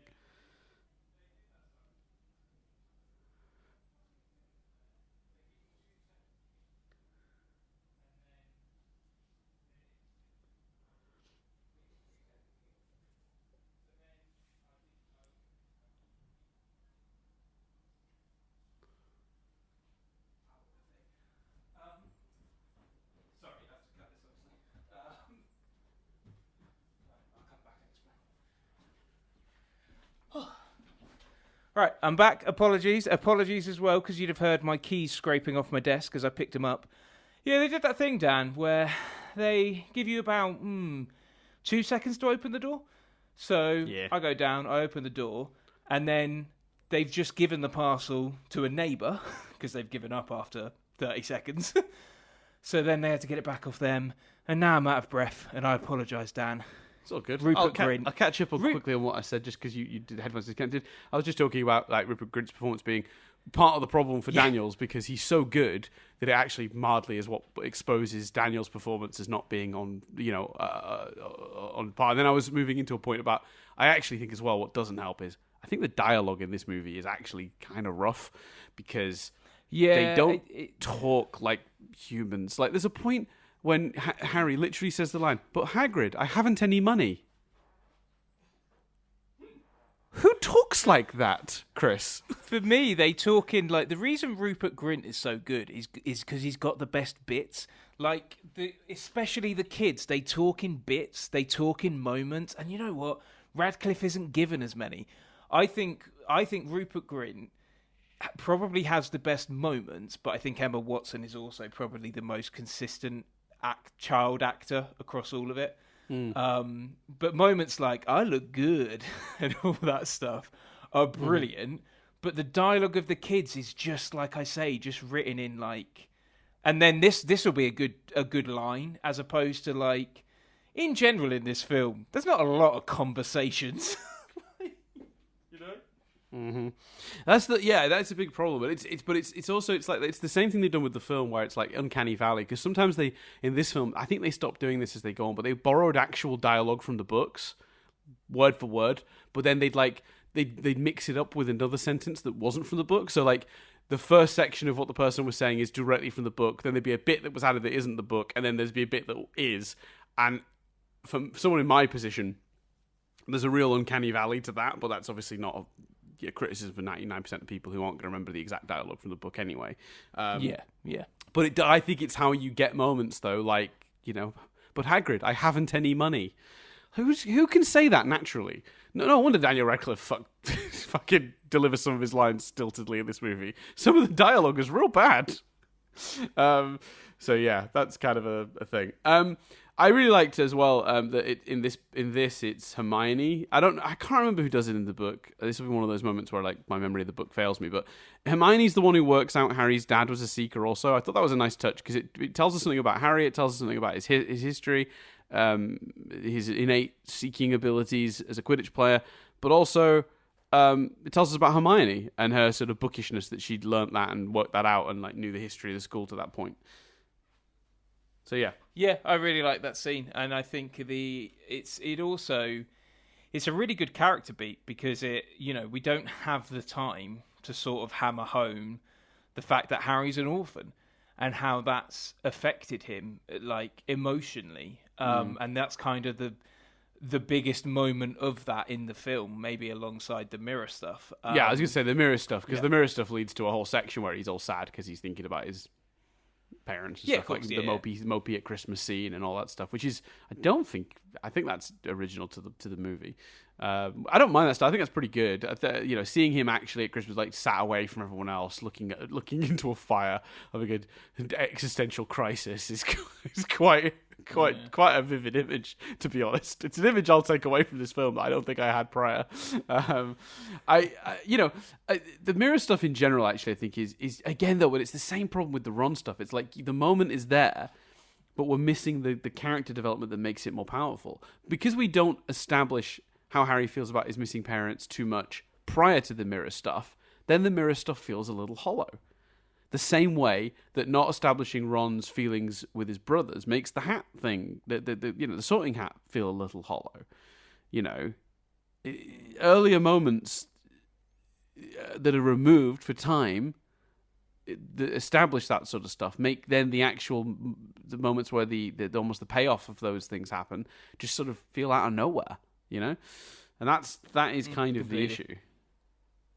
Yeah, I think that's very fair, and that is present throughout. But I think on the main, have you got any other? Yeah, one other one actually, the exact same problem, but a better, even cleaner example is Neville. I've forgotten about this. This is one of the biggest problems of the whole movie. Actually, Neville's moment of being brave either needs to be removed from the film, or you need to add the earlier scene when it becomes clear that Gryffindor and most of the school are really furious at Ron, Hermione, and Harry for losing 150 points.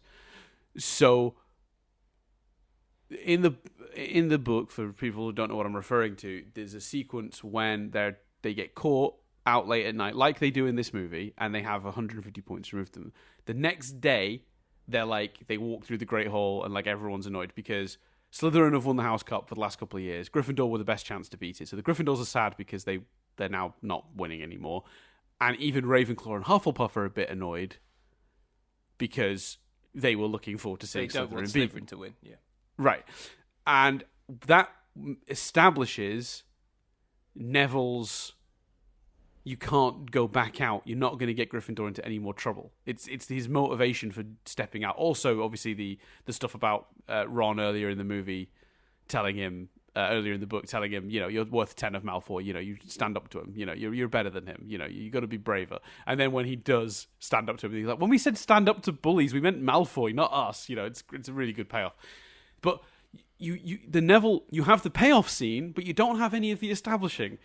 So then the payoff scene's kind of, it's there, but it's a little flat. It's like this quick moment where Neville's like, I'm not going to let you go. And Hermione's like, Patricius Totalis. And then he falls over and they're all like, cool, bye. And they walk out. And it's like, what have we gained from that then?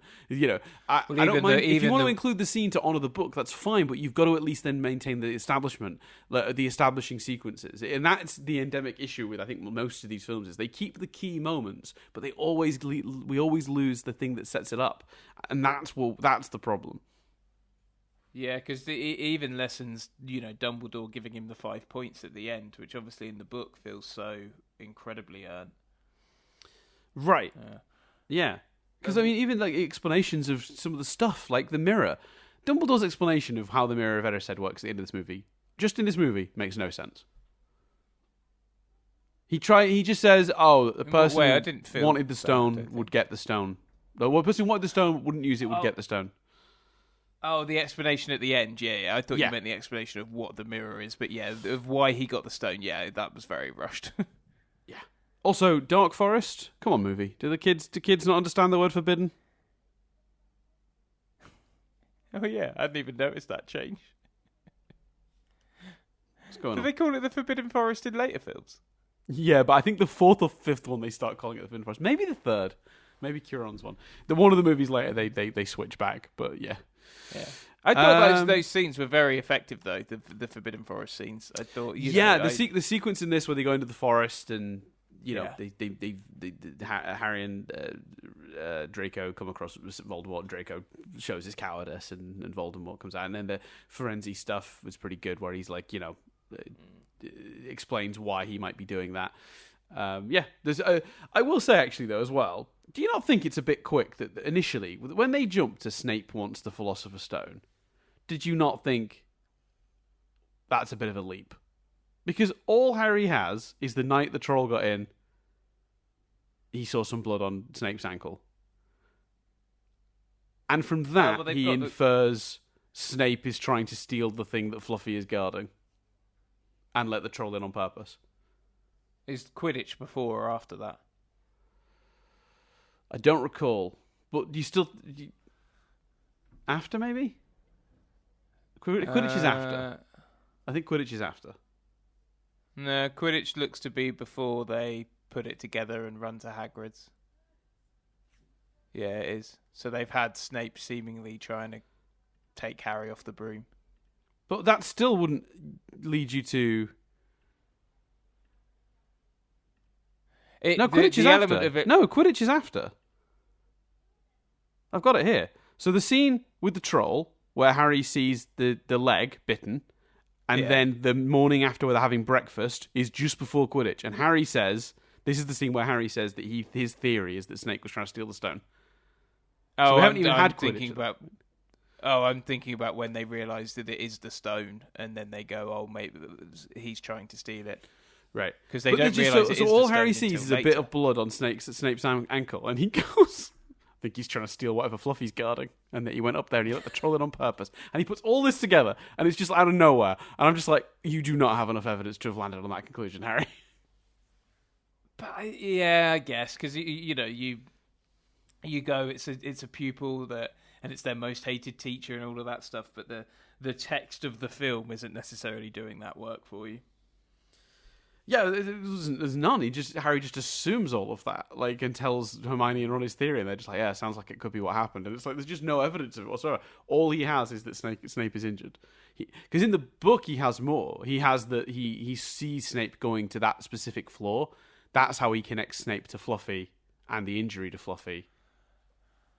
Has he... Is this after he's seen Snape and Quirrell quarrelling? Before, yeah, it's before as well. Mm-hmm. Yeah.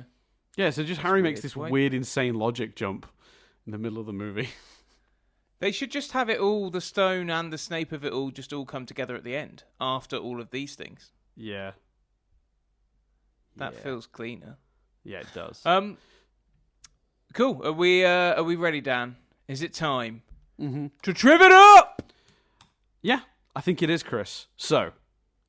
There were many directors in line for this movie, Chris. No, Dan. No. Mm-hmm. What's up, Chris? Is it time, Dan? To triv it up! Yeah, I'm just going to get into the trivia. Fine. Don't do it, but I'm going to carry on. Nah, Chris, I'm going to give you some trivia. Let's do it. Yeah! Can't wait for broomsticks exist. Carry on. We got cars exist. Don't worry, it's coming. In addition to Steven Spielberg, other candidates for the director's chair were Jonathan Demme, Terry Gilliam, Mike Newell, Alan Parker, Wolfgang Peterson, Rob Reiner, Ivan Reitman, Tim Robbins. I don't know who this is. Oh no, not. The problem is I've not put my glasses on, Chris, and I've learnt this in the past. I need my glasses on when I do the trivia. So sorry, everyone at home. Brad Silberling. Still not sure who that is, but anyway, and M. Night Shyamalan and Peter Weir. Newell actually ended up going on to direct the fourth film of this series, and Gilliam was actually Rowling's first choice, but the studio backed Columbus to direct because he had experience working with child actors. Columbus also apparently was asked many times by his daughter to do it. It was a whole thing. So there you go. Yeah, I think Gillian. I would have liked to have seen what Terry Gilliam's version would have looked like, but I think Christopher Columbus is the right choice. For sure. Yeah, there's a piece of trivia that's been lost here, apparently, where I've accidentally... The copy and paste error has occurred, Chris, and I've lost a piece of trivia that's supposed to go directly under that about why he took the role. So hopefully took the job. 1 second while I find it, because I think it's a good piece. 1 second. Not that one. No. Oh, God, this is going to take forever to find, and I'm really annoyed. Oh, here we go. Oh, no, that's not it either. Oh, here we go. So, apparently, one of his daughters had always had trouble reading. That was until she read Harry Potter and the Sorcerer's Stone in just 2 days, which opened her eyes to the world of books. After reading Chamber of Secrets, she asked her dad to make movies out of them. But at that point, the movie was already in development, and there were about 50 directors, as we've already established, sort of looking at it, being considered for it. But he'd fallen in love with the first 2 books. So he sat down with Warner Brothers, saying how obsessed he was with making the film more than anything else. He asked to be the last director they saw, which meant he'd be seen after about 10 days. And he stayed up until 3 a.m., like every day, rewriting the script on his own for free. It was already a good script, but Columbus obviously wanted to talk about the visuals. He told Warner Brothers he'd rewritten the script for free, and that made an impression on them because that didn't happen in Hollywood, and it showed a real passion for the project. And because he'd done that without any pressure from them, they felt it made a difference. And after subsequent meetings, about 5 weeks later, he was given the job directing it. He really wanted to do this. Is the bottom line. I look forward to finding out why he didn't come back then. For the third, but we shall. Yeah, we'll see what happens there. Yeah, great. That's very sweet. The connection to the daughter and stuff as well is lovely. Yeah, no, it's. I was sad when that. I looked for a minute. It looked like that was not in the trivia because I made a real point to put that in. And it looks like there was a copy and paste error, but it's back now. I think I've done it. So J.K. handpicked many of the actors for their roles. She picked Robbie Coltrane, she picked Maggie Smith, and she picked Alan Rickman. As we already mentioned, Alan Rickman specifically got instructions from her about how to play the character, and she gave him his backstory ahead of time. We've covered that, but I think that's interesting, considering how well the movie is cast. That she handpicked a handful of them. Rupert Grint, for his audition, sent in a video of himself rapping while explaining why he wanted the part of Ron. No further information is available, but I wish to see that video immediately. Absolutely. David Thewlis, whose name I can never pronounce, who would later go on to play Professor Lupin, was actually apparently considered for the role of Quirrell, which I think is funny because the guy that ends up playing Quirrell, I think sometimes looks like him. There were scenes where I went, is that David Thewlis? I was like, oh no, he's Lupin. This looks a lot like him. It's very similar. No. The filmmakers originally wanted to use the Canterbury Cathedral as a filming location for some of the Hogwarts scenes, but the Dean of Canterbury refused to allow it. He said it was unfitting for a Christian church to be used to promote pagan imagery. The Gloucester Cathedral agreed to take its place. The Dean of Gloucester, the Reverend Nicholas Bury, admitted to being a fan of the books, but nonetheless, there was obviously a huge media outcry in Gloucester where it was decided the use of the local cathedral as a filming location would be once that was announced, basically they kicked up a fuss. Protesters wrote letters by the sackload to the local newspapers claiming it was blasphemy and promised to show up on the first day of shooting and block the film crew's access. In the end, one protester turned up. Yeah, okay. That reaction was perfect. What? Okay, fine. I just think writing to local newspapers and sort of, not thinking about all the income and money it could bring into the town.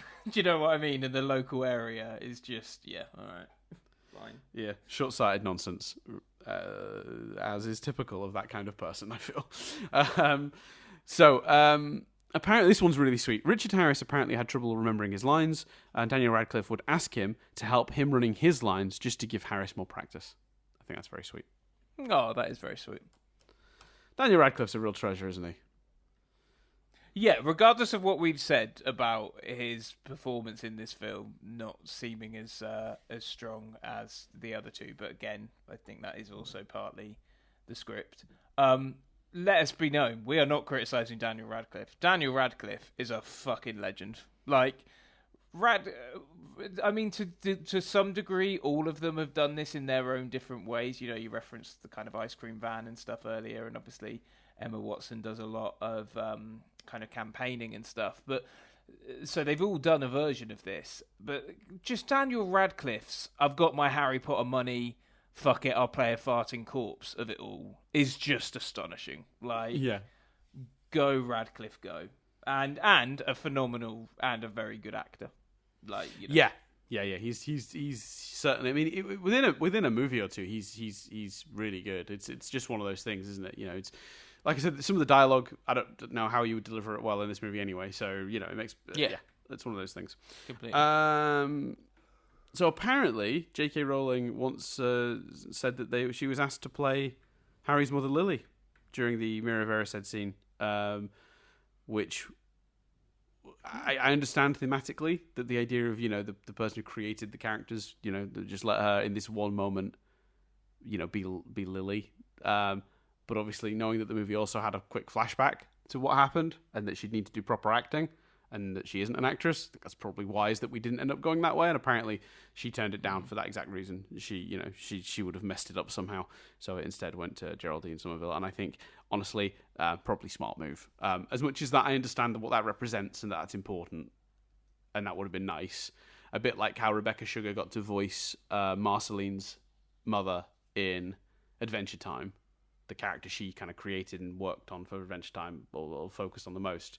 That's a lovely idea. Rebecca Sugar's an actual, can actually perform, and is not everyone is capable of doing that. So makes sense. Yeah, Symbolism absolutely. Shouldn't go over the quality of the product, and making sure we have a good actor in the role is important. Also knowing as well that character would then show up and have more of a presence in later movies as well. More acting required, that sort of thing. Anyway, so all the kids in the movie would all be doing their actual schoolwork when they're in the background while they're on set, just waiting, doing background shots and stuff. That's one of the ways they got them to, keep busy. Apparently, the restricted section library scene was filmed in Duke Humphrey's building at the Bodleian Library in Oxford. I can't pronounce that word, but there you go. And apparently, they have really strict, for obvious reasons, rules about bringing flames into the library. The makers of the movie were the first ever to be allowed to bring the rule in hundreds and hundreds of years. So that's quite fun. Apparently, Rosie O'Donnell and Robin Williams were two celebrities that campaigned and asked for roles in the movie without pay. In both cases, I think Rosie O'Donnell wanted to play Molly Weasley, and I think Robin Williams wanted to play Hagrid. They didn't get the roles because J.K. had kind of insisted when Warner Brothers were pitching the project that it be cast with actors from the British Isles. There you go. I don't know how I feel about Robin Williams doing Hagrid, to be honest. I have no feelings on Rosie O'Donnell as Molly Weasley, other than I don't know if you're going to beat the performance we got. Same with Robbie Coltrane. It's, Robbie Coltrane did such a good job at it, but obviously Ron Williams is like a hero of mine. So I don't know. I don't know if he's right for that role. I don't know. Yeah, it's difficult, isn't it? Because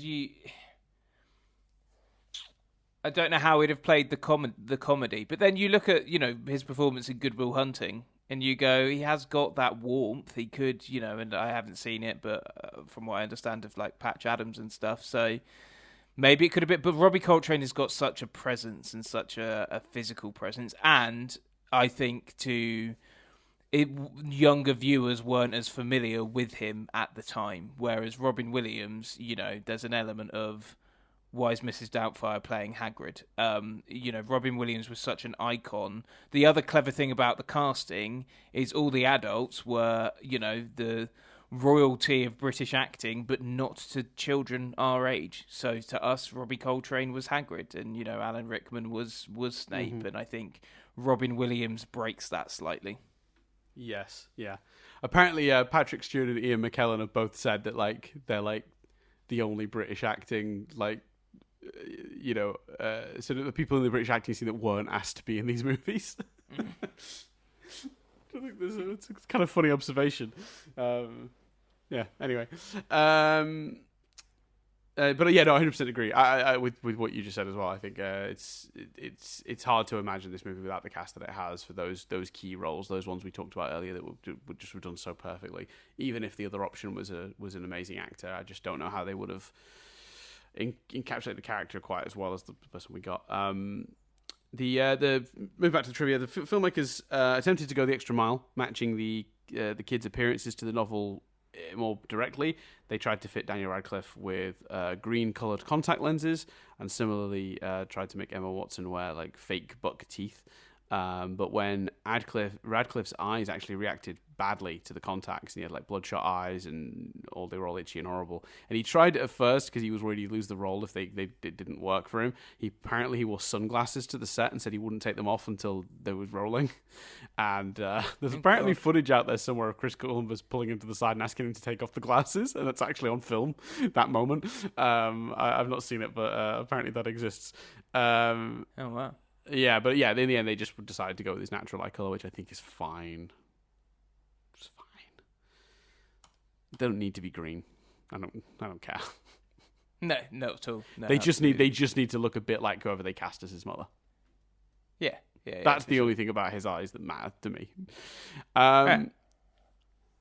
The scenes at Hagrid's hut were filmed on a location, a small patch of land in London, not far from the Leavesden studios that they were filming some of the stuff in anyway. The hut then was demolished when the shoot wrapped because they were worried fans of the movie would find it and swarm it and destroy it anyway. So they just kind of took it out to cause less damage to the local area. Richard Harris apparently only agreed to playing Dumbledore after his 11-year-old granddaughter, threatened to never speak to him again if he didn't take the role. So I bet he doesn't begrudge her that, or didn't begrudge her that, rather. No, I suspect not. Sadly, of course, as we already mentioned, he passed away from Hodgkin's lymphoma shortly before the release of Chamber of Secrets. There was another actor in the running as well, Patrick McGowan? I can't pronounce that surname. But apparently he turned it down due to health reasons. So there you go. So, this movie and the novel which it's based on are known as Harry Potter and the Philosopher's Stone in every single territory except for the US, where the US publisher Scholastic had changed the title to Sorcerer's Stone, believing that the American audiences were largely unfamiliar with the concept of a Philosopher's Stone as a concept, and to keep the movie sort of consistent to the book, every scene in this movie where they mentioned the Philosopher's Stone was filmed twice. Where they said it one way, then said it the other. And then there are a couple of examples where they've dubbed it in. Most notably, one of the times Hermione says it in the library, they do it where you can't see her face, and it's very obviously a different sound file. It's not. She clearly didn't record it in the same location. Now, the reason I know this, Chris, is because I very deliberately, because I've never seen that version of the film, I suck out the American version of the film on this occasion. I was very curious to see the version where they call it Sorcerer's Stone the whole way through.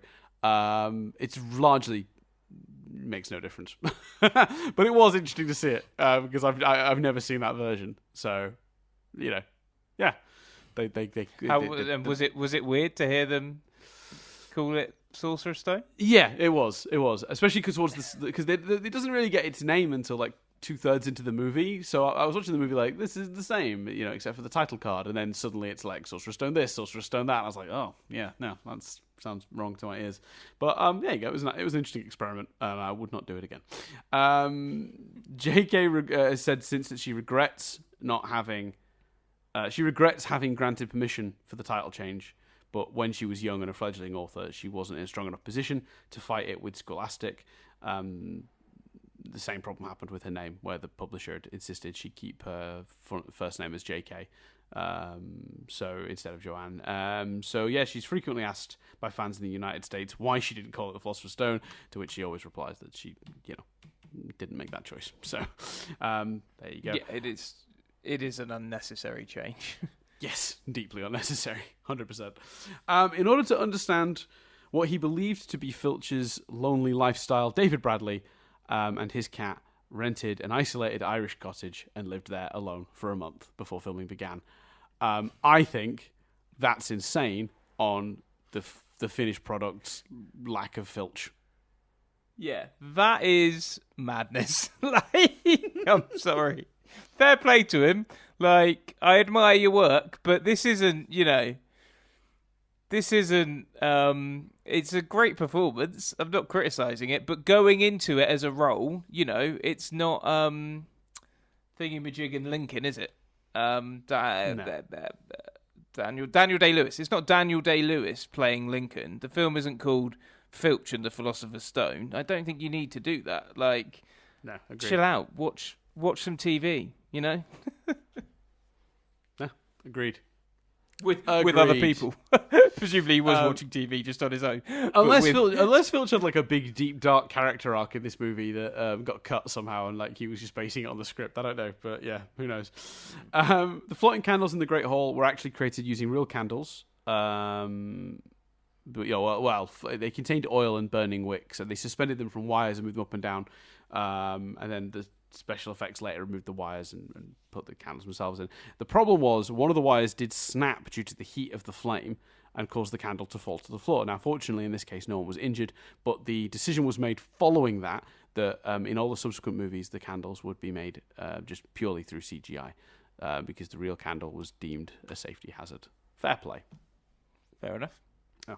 Tom Felton had not read any of the Harry Potter books before auditioning, and at the audition, Chris Columbus asked him, and keeping in mind that Tom Felton originally auditioned for Harry, I just put that out there as well, so he hadn't read any of the Harry Potter books. Christopher Columbus asked him which of the, which part in the book was his favourite, or he was asking all of them in turn, I should say, sorry, the auditionees that were present on that day, what their favourite part of the book was. And Felton replied that his favourite part of the book was the bit in Gringotts, which is what the previous contender had said. Columbus saw right through this, but found it very funny. That's funny. I'm glad he didn't hold it against him. Was that so? I said I'm glad he didn't hold it against him. No, yeah, that would have been a shame. This is quite a good one. Apparently on set, Daniel Radcliffe managed to change the screen language on Robbie Coltrane's phone to Turkish.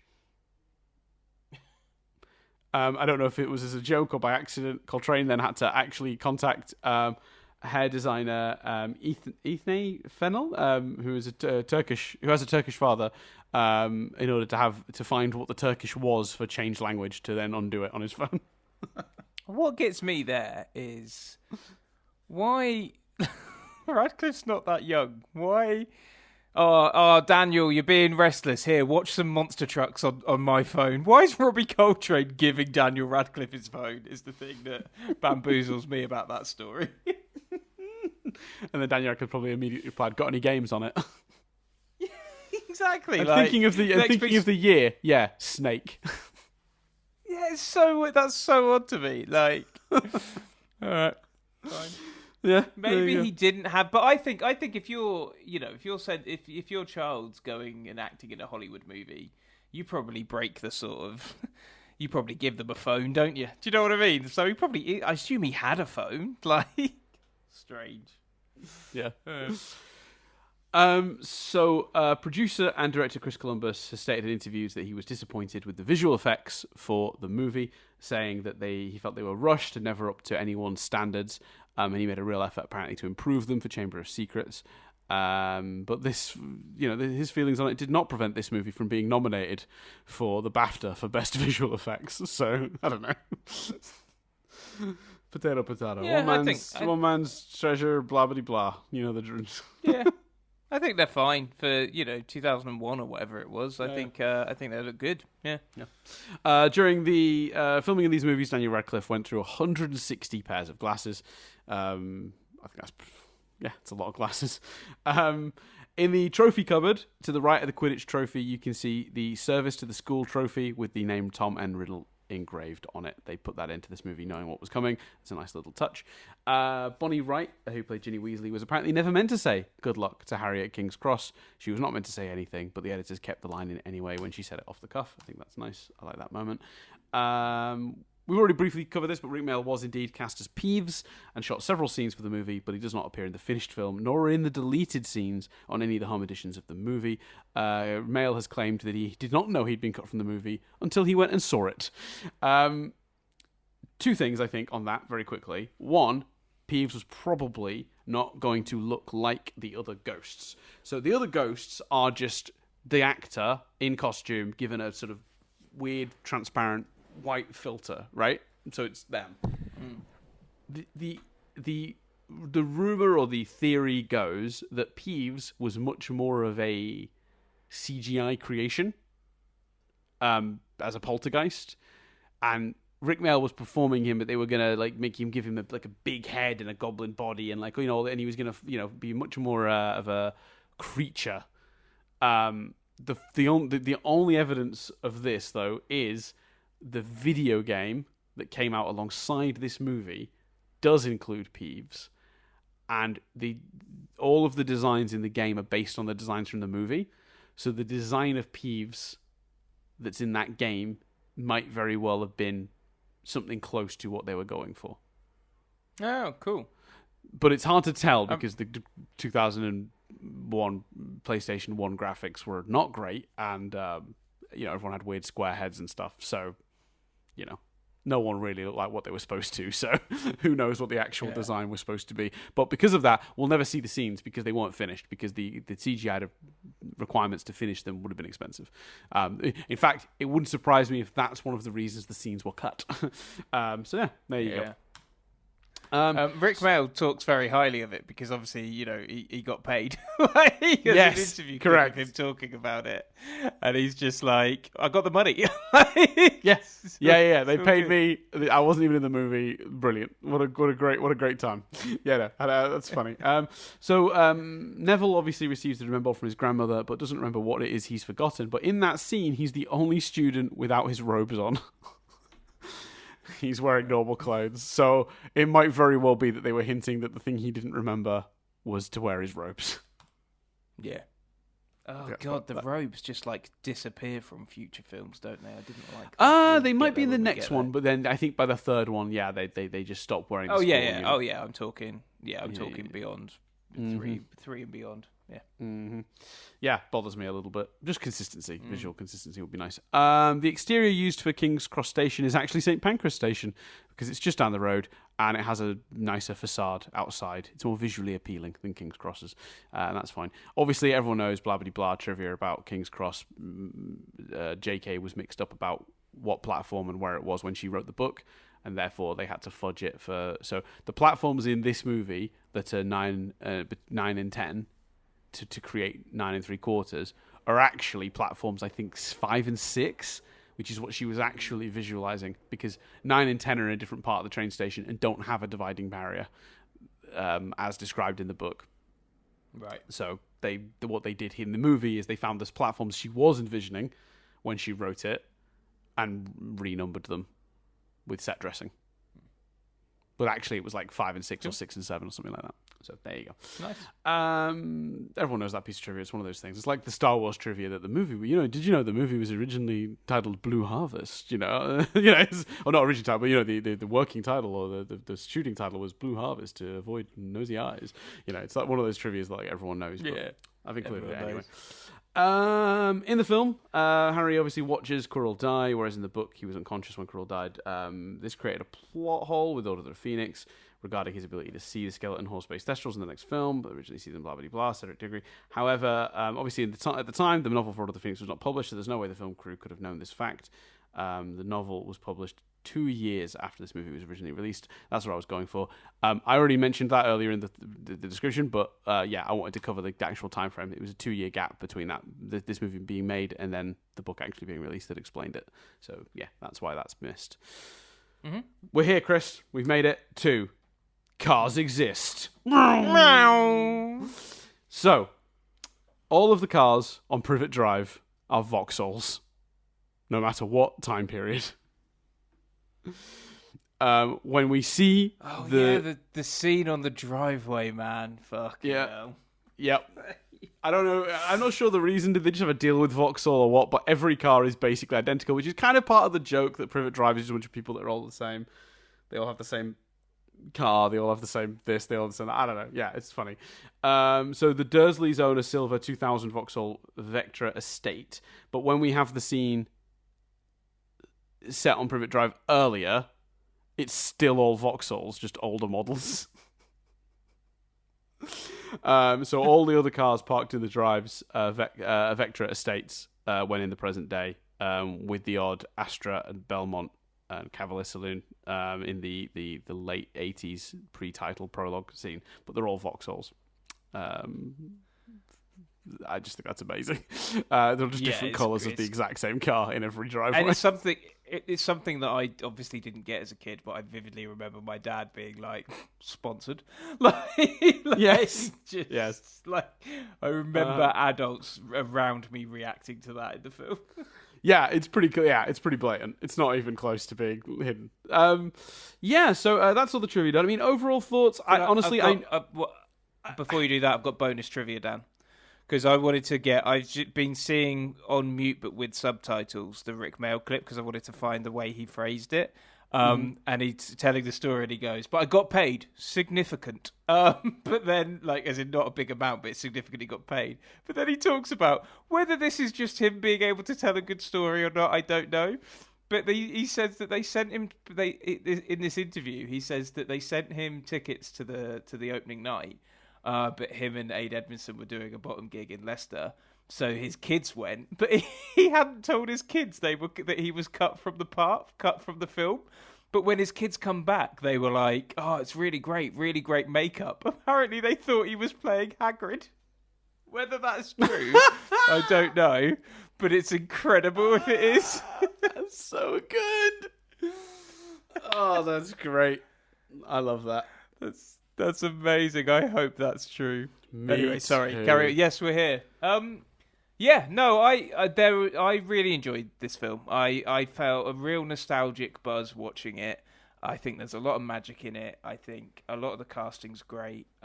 There's definitely stuff that doesn't translate as well, but on the whole, and to my memory, arguably more so than the other films, I think it does a really good job of opening the story up. I think Chris Columbus, in particular in the cast, did a wonderful job. And, the visuals in it, in terms of the sets and stuff, are literally, as corny as it sounds, magical. Yeah. And I feel weird because I feel like we haven't really reviewed the plot of the movie, and we normally on Rewind Reviews do a lot of talking about the plot, but the plot's from the book, and it's so close. I don't know if there's much point in really, compliment. Well, we will. I mean, it's a great story. It's a well pitched story with a decent twist of of who the villain is that you could probably figure out if you're paying attention. But I don't know if I did when I was reading it the first time as a kid. I don't remember, but no, definitely not. No, I'm going to assume that I didn't. I think there's as a story. It's also very clever for being, and this is again a compliment to the book, not the film. That's the problem, you see. I want to make sure we're focusing on the film. So to compliment the plot is to compliment the book, not the film, really, because the film's just doing that plot beat for beat. But I always really remember feeling that the first book, because Harry gets a chance to face off with Voldemort of a sort and win, and then go on. If they never made another one, film or book, then it's still a perfect contained story, because you have him entering the wizard world, with everyone's expectations on him as a character, and they don't really explore this in the book, but in the film, but in the book, one of the big plot points for Harry, and this is why Harry's a bit of a plank in this movie, in that he just passes through all the scenes, kind of a bit personalityless. It's one of the issues this movie has, I suppose, but that's kind of true of all these going forward. In the book, he's suffering from pressure felt by the whole wizarding world, thinking he's going to be someone. We expect great things from you, Harry Potter. A lot of that sort of stuff, and then he gets to prove himself. And then there's a line at the end of the book where he says, maybe Dumbledore, in his weird way, let me run around the school like a lunatic this year trying to figure out this mystery, giving me my opportunity to prove myself. And I've faced off with my parents' killer and vanquished him somewhat. And that's it. And if you end it there and there's never another Harry Potter film or book, that is still a complete story. And when you look at all of the other big book series like this, your Northern Lights, your Golden Compass, whatever. You don't make the subsequent movies, you've never got the whole story, right? And that's true of a lot of these big franchises. Lord of the Rings, you can't just make the first one because then you're missing the conclusion. And I really respect that. What's so good and one of the things that's so good and clever about that first book, and then subsequently this first movie, is that it is self-contained enough to protect itself from not being commercially successful enough to warrant another trip round. I think it's a really good story, and I think it's well told. And fair play to the movie that could have slipped stuff in that they then knew about, or and they don't start doing that really until the second film. They sort of get to some beats earlier than the books do, or a bit more overtly, which we will talk about next week when we look at Chamber of Secrets. Thank you for listening. If you are new, there's Rewind Reviews, which looks at a number of films. This series we've just gone. We did Die Hard 2, Liar Liar, Who Framed Roger Rabbit, the Lord of the Rings movies. There's Nothing But Static, which is our main television podcast. We've also done podcasts on Steven Universe, Over the Garden Wall, and Fringe as well.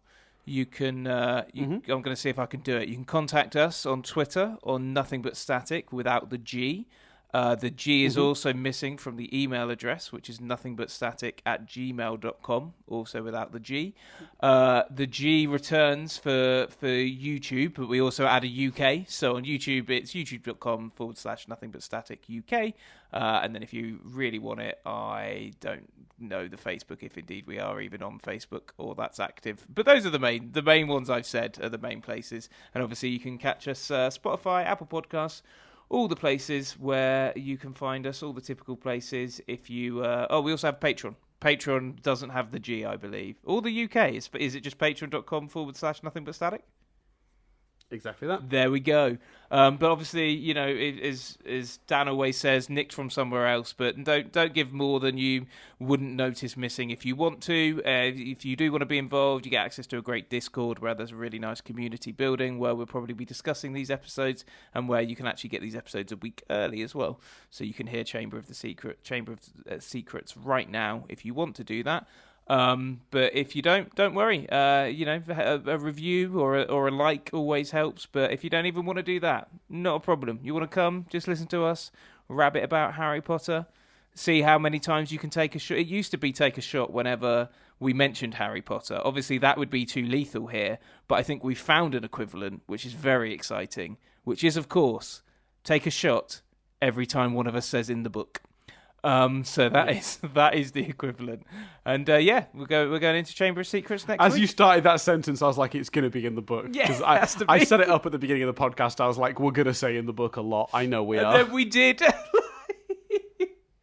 So those are the places. It's tricky because I think this is the one that's going to be the hardest for us to review because it is so close to the book that it's like, we're just going to have to pick up on moments and things that are missing and not done the same, because otherwise we're just going to end up reviewing Philosopher's Stone, the book. So it's tricky. We had to keep it focused on the movie stuff. We didn't really talk about the music, but the music's wonderful as well, by the way. Yeah, it's amazing. That fascinates me with the rest iconic. Going forward, because the rest, it reaches a point where there's stuff that's, it's just going to be interesting because it's in this one, the movie is so close to the book, you can kind of review them both together.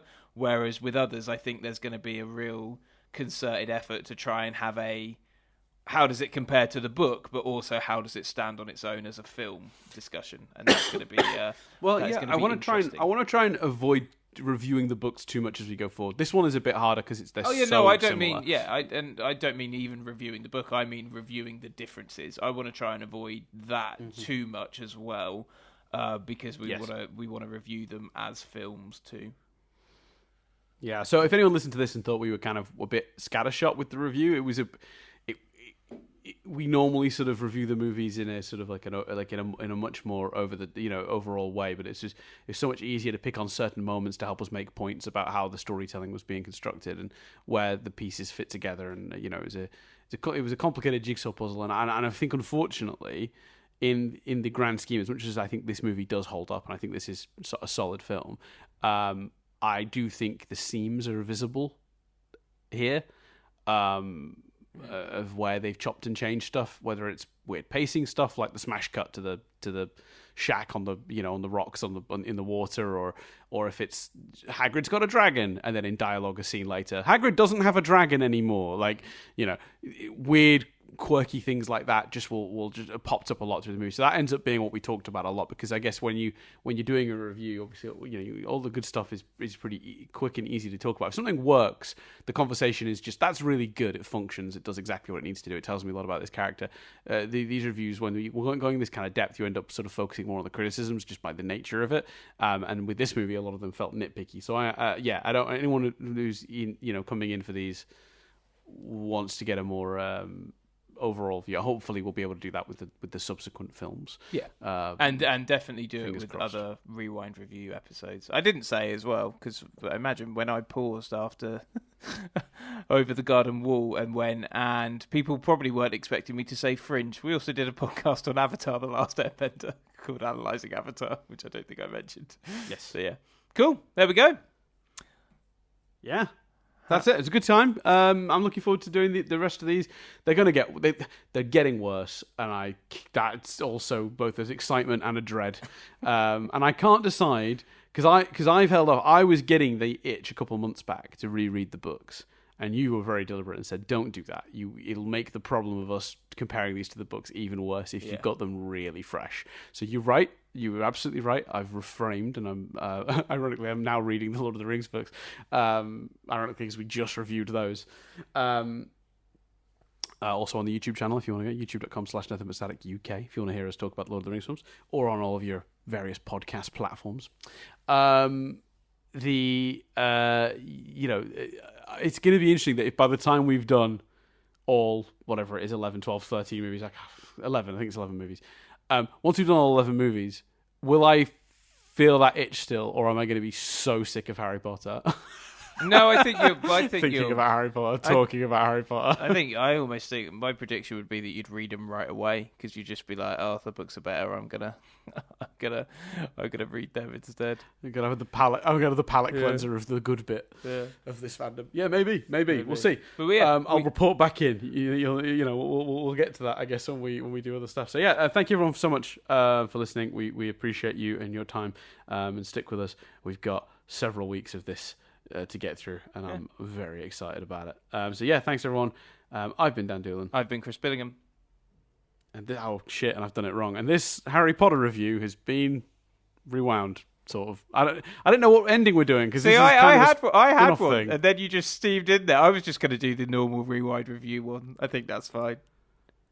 Oh, okay. Then yeah, go on. I did Google to try and see if I could think of something more clever, and this review has been Wingardium Leviosa, but I just couldn't think of anything that applied to the whole series. So yeah. And this review has been Time Turned. Yeah. Okay. I got one. I'm Chris Billingham. Okay. I'm Dan Doolan. And this review from the Wizarding World has been rewound.